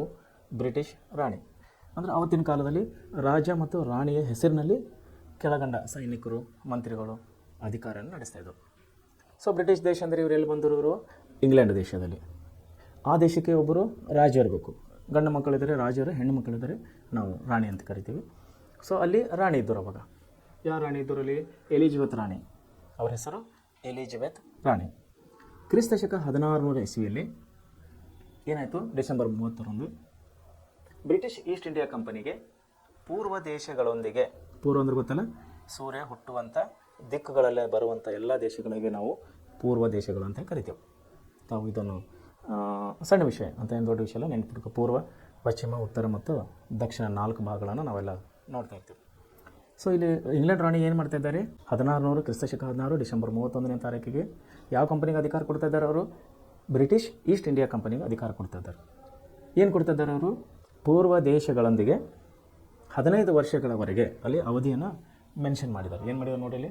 15 ವರ್ಷಗಳ ಪರವಾನಗಿ. ಪರವಾನಗಿ ಅಂದರೆ ಲೈಸೆನ್ಸ್ ಅಂದಂಗೆ ಅಥವಾ ಪರ್ಮಿಷನ್ ಅಂದಂಗೆ. ಸೊ ಪರವಾನಗಿ ನೀಡಿದಳು. ಈ ಕಂಪನಿಯು 1613ರಲ್ಲಿ ಔಪಚಾರಿಕವಾಗಿ ವ್ಯಾಪಾರವನ್ನು ಪ್ರಾರಂಭಿಸಿತು. ಅವ್ರು ಕೊಟ್ಟಿದ್ದರು 1600ರಲ್ಲಿ. ಈ ಕಂಪನಿ ತನ್ನ ಔಪಚಾರಿಕವಾಗಿ ಕಾರ್ಯವನ್ನು ಪ್ರಾರಂಭ ಮಾಡಿದ್ದು 1613ರಲ್ಲಿ. ಕಂಪನಿಗೆ ಮೊಘಲ್ ಸಾಮ್ರಾಟನಾದ ಜಹಾಂಗೀರನು ಸೂರತ್ನಲ್ಲಿ ಮೊದಲ ಫ್ಯಾಕ್ಟ್ರಿ ಅಥವಾ ದಾಸ್ತಾನು ಮಳಿಗೆ ತೆರೆಯಲು ಫಾರ್ಮನ್ನು ನೀಡಿದರು. ಯಾವಾಗ 1613ರಲ್ಲಿ ಅವರು ಈಸ್ಟ್ ಇಂಡಿಯಾ ಮುಖಾಂತರವಾಗಿ ಏನು ವ್ಯಾಪಾರಕ್ಕೆ ದೇಶಕ್ಕೆ ಬಂದಿದ್ದೋ ನಮ್ಮ ದೇಶಕ್ಕೆ, ಯಾರು? ಬ್ರಿಟಿಷರು. ಆವಾಗ ನಮ್ಮ ದೇಶದಲ್ಲಿ ಅಂದರೆ ಪ್ರಮುಖವಾಗಿ ಉತ್ತರ ಭಾರತದಲ್ಲಿ ಮೊಘಲ ಸಾಮ್ರಾಜ್ಯದ ಅಧಿಕಾರ ನಡೆಸ್ತಾ ಇದ್ದರು. ಮುಸ್ಲಿಮರ ಆಳ್ವಿಕೆಯನ್ನಿತ್ತು. ಈ ಮೊಘಲ್ ಸಾಮ್ರಾಜ್ಯದಲ್ಲಿ ಪ್ರಮುಖನಾದವನು ಯಾರು? ಔರಂಗಜೇಬ. ಈ ಔರಂಗಜೇಬನು ಏನು ಮಾಡಿದ್ದಾನೆ ಅವರಿಗೆ ಅಂದರೆ, ಯಾರಿಗೆ? ಬ್ರಿಟಿಷರಿಗೆ ಫ್ಯಾಕ್ಟ್ರಿ ಆಫ್ ವೇರ್ ಹೌಸ್, ಅದರ ಹೆಸರು factory of warehouse. Warehouse ಅಂದರೆ ಸ್ಟಾಕ್ ಯಾರ್ಡ್ ಅಂದಂಗೆ. ವೇರ್ ಹೌಸ್ ಅಂದರೆ ಸ್ಟಾಕ್ ಯಾರ್ಡ್ ಅಂದರೆ ಈ ಸಾಂಬಾರು ಪದಾರ್ಥಗಳನ್ನು ಸ್ಟಾಕ್ ಇಡೋದು ಅಥವಾ ಕಾಳುಗಳನ್ನು ಸ್ಟಾಕ್ ಇಡುವಂಥದ್ದು. ಸಾಂಬಾರು ಪದಾರ್ಥ ಆಯಿತು, ಕಾಳಾಯಿತು, ಬೇಳೆ, ಜೋಳ, ಗೋಧಿ, ಅಕ್ಕಿ, ಎನಿವನ್ ಎಲ್ಲ ವಸ್ತುಗಳನ್ನು ಸ್ಟೋರೇಜ್ ಏನು ಇಡ್ತೀವಲ್ಲ ಅದಕ್ಕೆ ವೇರ್ ಹೌಸ್ ಅಂತಾರೆ. ಬಹುಶಃ ನಿಮಗೆಲ್ಲ ಗೊತ್ತಿದ್ದ ವಿಷಯ ಇದೆ. ಫ್ಯಾಕ್ಟ್ರಿ ಆಫ್ ವೇರ್ ಹೌಸ್ ಏನು ಮಾಡಿದ್ದಾರೆ ಇಲ್ಲಿ ನೋಡಿರಿ ಅವರು. ಔರಂಗಜೇಬನು ಎಲ್ಲಿ ಕೊಟ್ಟಿದ್ದಾನೆ? ಸ್ಥಳ ಎಲ್ಲಿ ಕೊಟ್ಟಿದ್ದಾನೆ? ಸೂರತ್ನಲ್ಲಿ ಕೊಟ್ಟಿದ್ದಾನೆ. ಸೂರತ್ ಅಂದರೆ ಇವಾಗ ನಮ್ಮ ಗುಜರಾತ್ನ ರಾಜಧಾನಿ ಸೂರತ್. ಈ ಸೂರತ್ನಲ್ಲಿ ಏನಾಗಿದೆ ಅಂದರೆ ಮೊದಲ ಫ್ಯಾಕ್ಟ್ರಿ ಅಥವಾ ದಾಸ್ತಾನು ಮಳಿಗೆ, ಫ್ಯಾಕ್ಟ್ರಿ ಮೀನ್ಸ್ ದಾಸ್ತಾನು ಮಳಿಗೆ ಏನು ತೆರೆಯಲು ಫಾರ್ಮನ್ನು ನೀಡಿದನು. ಫಾರ್ಮನ್ನು ಮೀನ್ಸ್ ಪರ್ಮಿಷನ್ ಅಥವಾ ಒಂದು ಆರ್ಡರ್ ಕೊಟ್ಟಂಗೆ ಅಥವಾ ಅವರಿಗೆ ಒಂದು ಅಧಿಕಾರ ಕೊಟ್ಟಂಗೆ. ಈ ಏರಿಯಾನಲ್ಲಿ ನೀವು ಒಂದು ವೇರ್ ಹೌಸ್ ತಕ್ಕೊಡ್ರಪ್ಪ, ನಿಮ್ಮ ವ್ಯಾಪಾರ ಮಾಡಿಕೊಡ್ರಿ ಅಂದಂಗೆ. ಯಾರು ಕೊಟ್ಟಿದ್ರು ಇದು? ಔರಂಗಜೇಬ. ಔರಂಗಜೇಬ ಯಾವ ಮನೆತನ ರಾಜನು? ಮೊಘಲ್ ರಾಜಧಾನಿ. ಎಷ್ಟನೇ ಇಸ್ವಿನಲ್ಲಿ? 1613ರಲ್ಲಿ. ಸೊ ಯಾರಿಗೆ ಕೊಟ್ಟಿದ್ರು ಇದು? ಬ್ರಿಟಿಷ್ ಈಸ್ಟ್ ಇಂಡಿಯಾ ಕಂಪನಿಗೆ. ಮುಂದೆ ಏನಾಯಿತು? 1617ರಲ್ಲಿ ಅಂದರೆ 4 ವರ್ಷದ ನಂತರ ಇಂಗ್ಲೆಂಡಿನ ರಾಜ 1ನೇ ಜೇಮ್ಸ್ ರಾಯಭಾರಿಯಾಗಿ ಜಹಾಂಗೀರನ ಆಸ್ಥಾನಕ್ಕೆ ಸರ್ ಥಾಮಸ್ ರೋ ಬಂದನು.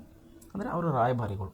ನಾವು ಇಂಗ್ಲೀಷ್ನಲ್ಲಿ ಅಂಬಾಸಿಡರ್ಸ್ ಅಂತೀವಿ. ಅದಕ್ಕೆ ಅಂಬಾಸಿಡರ್ಸ್ ಅಂದರೆ ತನ್ನ ರಾಜ್ಯರು ಏನೋ ಒಂದು ಕೆಲಸ ಇದ್ದಾಗ ಇನ್ನೊಬ್ಬ ವ್ಯಕ್ತಿ ಜೊತೆಗೆ ಏನೋ ಒಂದು ಕೆಲಸ ಇದ್ದಾಗ ಅವರು ಖುದ್ದಾಗಿ ಹೋಗೋದಿಲ್ಲ. ಬಿಕಾಸ್ ಅವರು ರಾಜರಾಗುತ್ತಾರೆ. ಅವರು ರಾಜರಿದ್ದಿನ ಸಲುವಾಗಿ ಅವ್ರು ಏನು ಮಾಡ್ತಾರೆ, ತನ್ನ ರಾಯಭಾರಿಯನ್ನು, ಇವಾಗ ಕೂಡ ನಮ್ಮ ದೇಶದ ರಾಯಭಾರಿಗಳನ್ನು ನಾವು ವಿದೇಶದಲ್ಲಿರುವಂಥ ಪ್ರತಿಯೊಂದು ದೇಶಗಳನ್ನು ನಮ್ಮ ರಾಯಭಾರಿಗಳನ್ನು ಕಳಿಸ್ತಾರೆ. ಅದಕ್ಕೆ ಒಂದು ವಿದೇಶ ಮಂತ್ರಾಲಯ ಅಂತೇಳಿ ಒಂದು ಸಪ್ರೇಟ್ ಇಲಾಖೆ ಕೂಡ ಇದೆ ನಮ್ಮ ಭಾರತ ದೇಶದಲ್ಲಿ, ಕೇಂದ್ರ ಸರ್ಕಾರದ ಅಧೀನದಲ್ಲಿ ಬರುತ್ತೆ ಅದು. ಸೊ ಅದೇ ರೀತಿ ಸೇಮ್ ಕಂಟಿನ್ಯೂ ಅವಾಗ ರಾಜರ ಕಾಲದಲ್ಲಿದೆ ಕೂಡ. ಇವಾಗ ಪ್ರಜಾಪ್ರಭುತ್ವ ಇದ್ದಿದ್ದ ಸಲುವಾಗಿ ಇಲ್ಲಿ ಪ್ರಜೆಗಳಿಗೋಸ್ಕರವಾಗಿ ಮತ್ತು ಪ್ರಜೆಗಳ ಸಲುವಾಗಿ ಇಲ್ಲಿ ನಡೆಯುವಂಥ ಸರ್ಕಾರ ಇದು. ಆವಾಗ ರಾಜರ ಸರ್ಕಾರ, ರಾಜರು ಏನು ಹೇಳಿದ್ರು, ಏನೋ ಆರ್ಡರ್ ಮಾಡಿದ್ರು ಅದನ್ನು ಫಾಲೋ ಆಗಬೇಕಾಗಿತ್ತು. ಸೊ ಆವಾಗ ಏನಾಗಿತ್ತು, 1ನೇ ಚಾರ್ಲ್ಸ್ ಅಂದರೆ ಇವ್ರ ನಂತರ ಇಂಗ್ಲೆಂಡ್ ಮೊದಲನೇ ರಾಣಿ ಯಾರಿದ್ದರು, ಮೊದಲನೇ ರಾಜರು ಯಾರಿದ್ದರು ಅವಾಗ ಎಲಿಜಬೆತ್ ರಾಣಿ ಇದ್ದರು 16ನೇ ಇಸ್ವಿ. ಇಲ್ಲಿ ಏನಾಗಿದೆ ಈಗ 1617ರಲ್ಲಿ ರಾಣಿಯ ನಂತರ ಇಂಗ್ಲೆಂಡ್ ದೇಶದಲ್ಲಿ ಯಾರು ಬಂದಿದ್ದರು ರಾಜರಾಗಿ ಅಂದರೆ ರಾಜ 1ನೇ ಕಿಂಗ್ ಜೇಮ್ಸ್ ಅಂಥೇಳಿ ಅಲ್ಲಿ ಅಧಿಕಾರಕ್ಕೆ ಬಂದಿದ್ದರು. ಅವರ ರಾಯಭಾರಿಯಾಗಿ ಯಾರು ಬಂದಿದ್ದರು ಅಂದ್ರೆ ಸರ್ ಥಾಮಸ್ ರೋ ಅನ್ನೋನು ಎಲ್ಲಿಗೆ ಬಂದಿದೆ, ನಮ್ಮ ಭಾರತ ದೇಶಕ್ಕೆ ಜಹಾಂಗೀರನ ಆಸ್ಥಾನಕ್ಕಾಗಿ ಇಲ್ಲಿಗೆ ಬಂದಿದೆ. ಇಲ್ಲಿಗೆ ಸೂರತ್ನಲ್ಲಿ. ಇಲ್ಲಿ ಯಾರ ವ್ಯಾಪಾರ ನಡೀತಾ ಇತ್ತು, ಬ್ರಿಟಿಷ್ ಈಸ್ಟ್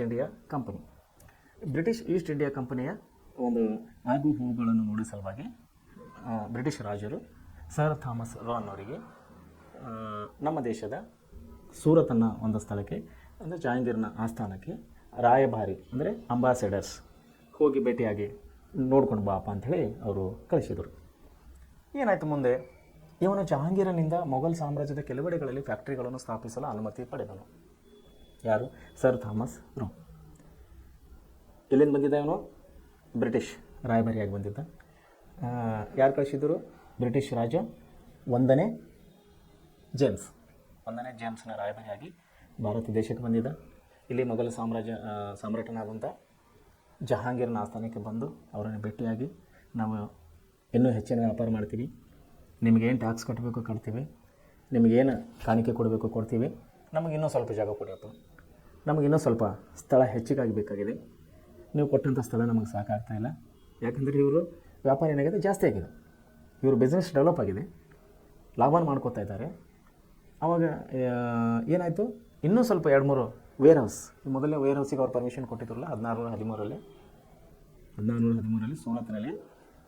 ಯಾರು ಕೊಟ್ಟಿದ್ದರು, ಮೊಘಲ್ ಸಾಮ್ರಾಜ್ಯನಾದ ಯಾರು ಕೊಟ್ಟಿದ್ದರು, ಜಹಾಂಗೀರನ್ನು ಕೊಟ್ಟಿದ್ದರು. ಆಮೇಲೆ ಬ್ರಿಟಿಷ್ ರಾಜ ಏನು ಮಾಡಿದ, ಇನ್ನೂ ಸ್ವಲ್ಪ ಸ್ಥಳಾವಕಾಶ ಬೇಕಾಗಿದ್ದ ಸಲುವಾಗಿ ತನ್ನ ರಾಯಭಾರಿಯಾಗಿ ಸರ್ ಥಾಮಸ್ ರೋನನ್ನು ನಮ್ಮ ದೇಶಕ್ಕೆ ಕಳಿಸಿ ನಮ್ಮ ರಾಜನಾದ ಮೊಘಲ್ ಸಾಮ್ರಾಟನಾದಂಥ ಜಹಾಂಗೀರನ ಭೇಟಿಯಾಗಿ ಅವ್ರಿಗೆ ಕನ್ವಿನ್ಸ್ ಮಾಡಿ ತಿಳಿಸಿ ಹೇಳಿ, ನೋಡಪ್ಪ ನಮಗೆ ಇಷ್ಟೇ ಸ್ಥಳ ಸಾಕಾಗ್ತಾಯಿಲ್ಲ, ನಮ್ಮ ಬಿಸ್ನೆಸ್ ಡೆವಲಪ್ ಆಗಿದೆ, ನಮಗೆ ಇನ್ನೂ ಸ್ವಲ್ಪ ಜಾಸ್ತಿ ಜಾಗ ಬೇಕು, ಇನ್ನೂ ವೇರ್ ಹೌಸ್ಗಳನ್ನು ಸ್ಟಾಕ್ ಆ್ಯಡ್ ಮಾಡ್ಕೋಬೇಕು, ನಮಗೆ ಇನ್ನೂ ಪರ್ಮಿಷನ್ ಕೊಡಂದಾಗ ಅವ್ನು ಏನು ಮಾಡ್ದ, ಕೆಲವೆಡೆ ಫ್ಯಾಕ್ಟ್ರಿಗಳನ್ನು ಸ್ಥಾಪಿಸಲು ಮತ್ತು ಹೆಚ್ಚಿನ ಅನುಮತಿಯನ್ನು ಪಡೆದ. ಯಾರು, ಸರ್ ಥಾಮಸ್ ರೋ. ಅದರಂತೆ ಇಂಗ್ಲೀಷರು ಏನು ಮಾಡಿದ್ರು, ಮತ್ತು ಒಂದು ಪ್ಲೇಸ್ ಯಾವುದು, ಆಗ್ರಾ, ಅಹಮದಾಬಾದ್ ಮತ್ತು ಬ್ರೂಚ್ಗಳಲ್ಲಿ ಫ್ಯಾಕ್ಟ್ರಿಗಳನ್ನು ನಿರ್ಮಿಸಿದರು. ತಾವು ಲಕ್ಷ ಕೊಡಬೇಕಿಲ್ಲಿ. ಮೊದಲನೇ ವೇರ್ ಹೌಸ್ ಎಲ್ಲಿ ಪ್ರಾರಂಭ ಮಾಡಿದರು ಬ್ರಿಟಿಷರು, ಸೂರತ್ನಲ್ಲಿ. ಅಲ್ಲಿ ವ್ಯಾಪಾರನ ಅಭಿವೃದ್ಧಿ ಆದಮೇಲೆ ಇನ್ನೂ ಹೆಚ್ಚಿನ ಅವಕಾಶಕ್ಕಾಗಿ ರಾಜರು ಸರ್ ಥಾಮಸರನ್ನು ತನ್ನ ರಾಯಭಾರಿಯ ಕಳಿದ ಜಹಾಂಗೀರನನ್ನು ಭೇಟಿಯಾಗಿ ಇನ್ನೂ ಹೆಚ್ಚಿನ ಸ್ಥಳಗಳನ್ನು ಪರ್ಮಿಷನ್ ತೊಗೊಂಡು ಇನ್ನೂ 3 ಕಡೆಗಳಲ್ಲಿ ಅವರು ತನ್ನ ವೇರ್ ಹೌಸ್ಗಳನ್ನು ಪ್ರಾರಂಭ ಮಾಡ್ತಾರೆ. ಎಲ್ಲೆಲ್ಲಿ ಅಂದರೆ ಆಗ್ರಾ, ಇವತ್ತಿನ ನಮ್ಮ ಆಗ್ರಾ ಅಂದರೆ ಗೊತ್ತೇ ನಿಮಗೆಲ್ಲ, ಅಯೋಧ್ಯ, ಆಗ್ರಾ ಉತ್ತರ ಪ್ರದೇಶ ಭಾಗಗಳಲ್ಲಿ ಬರ್ತದೆ. ಆಗ್ರಾ ಮತ್ತು ಅಹಮದಾಬಾದ್ ಇದು ಗುಜರಾತ್ನಲ್ಲಿ ಬರುತ್ತೆ, ಮತ್ತು ಬ್ರೂಚ್ ಇದು ಅಲ್ಲೇ ಸುತ್ತಮುತ್ತಲು ಬರುವಂಥ ಒಂದು ಪ್ರದೇಶ. ಅಲ್ಲಿ ಏನು ಮಾಡಿದ್ರು, ತನ್ನ ಮತ್ತೆ ಹೊಸ ಫ್ಯಾಕ್ಟ್ರಿಗಳನ್ನು, ಹೊಸ ವೇರ್ ಹೌಸ್ಗಳನ್ನು ಪ್ರಾರಂಭವನ್ನು ಮಾಡಿಕೊಂಡವರು. ಯಾರು, ಬ್ರಿಟಿಷರು. ಸೊ ಇಲ್ಲಿ ಏನಾಗ್ತಂದರೆ ಇಂಗ್ಲೀಷರು ಏನು ಮಾಡಿದ್ರು, 1639ರಲ್ಲಿ ಚಂದ್ರಗಿರಿಯ ರಾಜನಿಂದ, ಚಂದ್ರಗಿರಿ ಎಲ್ಲಿ ಬರುತ್ತೆ ಅಂದರೆ ಇದು ಆಂಧ್ರ ಪ್ರದೇಶ ಹತ್ರ ಬರುತ್ತೆ ಇವಾಗಿನ, ರಾಜನಿಂದ ಮದ್ರಾಸಿನಲ್ಲಿ ಭೂಮಿಯನ್ನು ಪಡೆದು ಸೆಂಟ್ ಜಾರ್ಜ್ ಪೋರ್ಟ್ ಎಂಬ ಬಲಿಷ್ಠ ಕೋಟೆಯನ್ನು ಕಟ್ಟಿದರು. ನೋಡಿಲಿ ಅವರು ಯಾವ ರೀತಿ ಅವರು ತನ್ನ ಸಾಮ್ರಾಜ್ಯವನ್ನು ವಿಸ್ತರಣೆ ಮಾಡ್ತಾ ಇದ್ದಾರೆ. ಯಾರು, ಬ್ರಿಟಿಷರು. ತನ್ನ ವ್ಯಾಪಾರ ಉದ್ದೇಶಕ್ಕಾಗಿ ಬಂದಂಥ ಬ್ರಿಟಿಷರು ಚಂದ್ರಗಿರಿ ಅರಸನಿಂದ ಸ್ಥಳವನ್ನು ಎಲ್ಲಿ ತೊಗೊಂಡಿದ್ರು ಅವರು, ಚಂದ್ರಗಿರಿ ರಾಜೇಂದ್ರ ಮದ್ರಾಸ್ನಲ್ಲಿ ಭೂಮಿಯನ್ನು ಪಡೆದು ಮದ್ರಾಸ್ನಲ್ಲಿ ಅಂದರೆ ಇವತ್ತಿನ ತಮಿಳುನಾಡು, ಇವತ್ತಿನ ಮದ್ರಾಸ್ ಅಂದರೆ ನಾವು ತಮಿಳುನಾಡು ರಾಜಧಾನಿ. ಸೊ ಮದ್ರಾಸ್ನಲ್ಲಿ ಏನು ಮಾಡಿದ್ದಾರೆ, ಭೂಮಿಯನ್ನು ಪಡೆದು ಸೆಂಟ್ ಜಾರ್ಜ್ ಪೋರ್ಟ್ ಎಂಬಂಥ, ಪೋರ್ಟ್ ಅಂದರೆ ಹಡಗು ಬಂದರು ಅಂತ ಕರಿತೀನಿ, ಪೋರ್ಟ್ ಅಂಥೇಳಿ, ಸೆಂಟ್ ಜಾರ್ಜ್ ಪೋರ್ಟ್ ಎಂಬ ಬಲಿಷ್ಠ ಕೋಟೆಯನ್ನು ಕಟ್ಟಿದರು. ಮುಂದೆ ಇಂಗ್ಲೆಂಡಿನ ರಾಜಕುಮಾರ ಎರಡನೇ ಚಾರ್ಲ್ಸ್ ಏನಾಗಿದೆ, ಮುಂದೆ ಬಾಂಬೆಯನ್ನು 1668ರಲ್ಲಿ ಕಂಪನಿಗೆ ವಾರ್ಷಿಕ 10 ಪೌಂಡ್ಗಳ ಬಾಡಿಗೆಗೆ ವಹಿಸಿಕೊಟ್ಟನು. ಇಲ್ಲಿ ನೋಡಿರಿ, ಚಂದ್ರಗಿರಿ ರಾಜನಿಂದ ಏನು ಮಾಡಿದ್ರು ಇಲ್ಲಿ ಬ್ರಿಟಿಷರು, ಮದ್ರಾಸಿನಲ್ಲಿ ಭೂಮಿಯನ್ನು ಪಡೆದರು, ಸೆಂಟ್ ಜಾರ್ಜ್ ಪೋರ್ಟ್ ಎಂಬಂಥ ಬಲಿಷ್ಠ ಕೋಟೆಯನ್ನು ಕಟ್ಟಿದರು. ಮುಂದೆ ಏನಾಯಿತು, ಮುಂದೆ ಇಂಗ್ಲೆಂಡಿನ ರಾಜಕುಮಾರ ಎರಡನೇ ಚಾರ್ಲ್ಸನು ಬಾಂಬೆಯನ್ನು, ಅಂದರೆ ಇವಾಗಿನ ನಮ್ಮ ಮುಂಬೈ ಅಂತೇಳಿ ನಾವು ಕರಿತೀವಿ, ಬಾಂಬೆಯನ್ನು 1668ರಲ್ಲಿ ಕಂಪನಿಗೆ, ಯಾವ ಕಂಪನಿಗೆ, ಈಸ್ಟ್ ಇಂಡಿಯಾ ಕಂಪನಿಗೆ, ತಾವು ಲಕ್ಷ ಕೊಡಬೇಕು. ಇವರು ಯಾವ ಕಂಪನಿ ಮೂಲಕವಾಗಿ ವ್ಯಾಪಾರ ಮಾಡ್ತಾ ಇದ್ದಾರೆ, ಇವರು ಈಸ್ಟ್ ಇಂಡಿಯಾ ಕಂಪನಿ ಮೂಲಕವಾಗಿ ವ್ಯಾಪಾರ ಮಾಡ್ತಾ ಇದ್ದ ಸಲುವಾಗಿ ಅಲ್ಲಿನ ರಾಜನು ಎರಡನೇ ಚಾರ್ಲ್ಸನು 1668ರಲ್ಲಿ ಕಂಪನಿಗೆ ವಾರ್ಷಿಕ ಅಂದರೆ 1 ವರ್ಷಕ್ಕೆ ತಾವು ಲಕ್ಷ ಕೊಡಬೇಕು.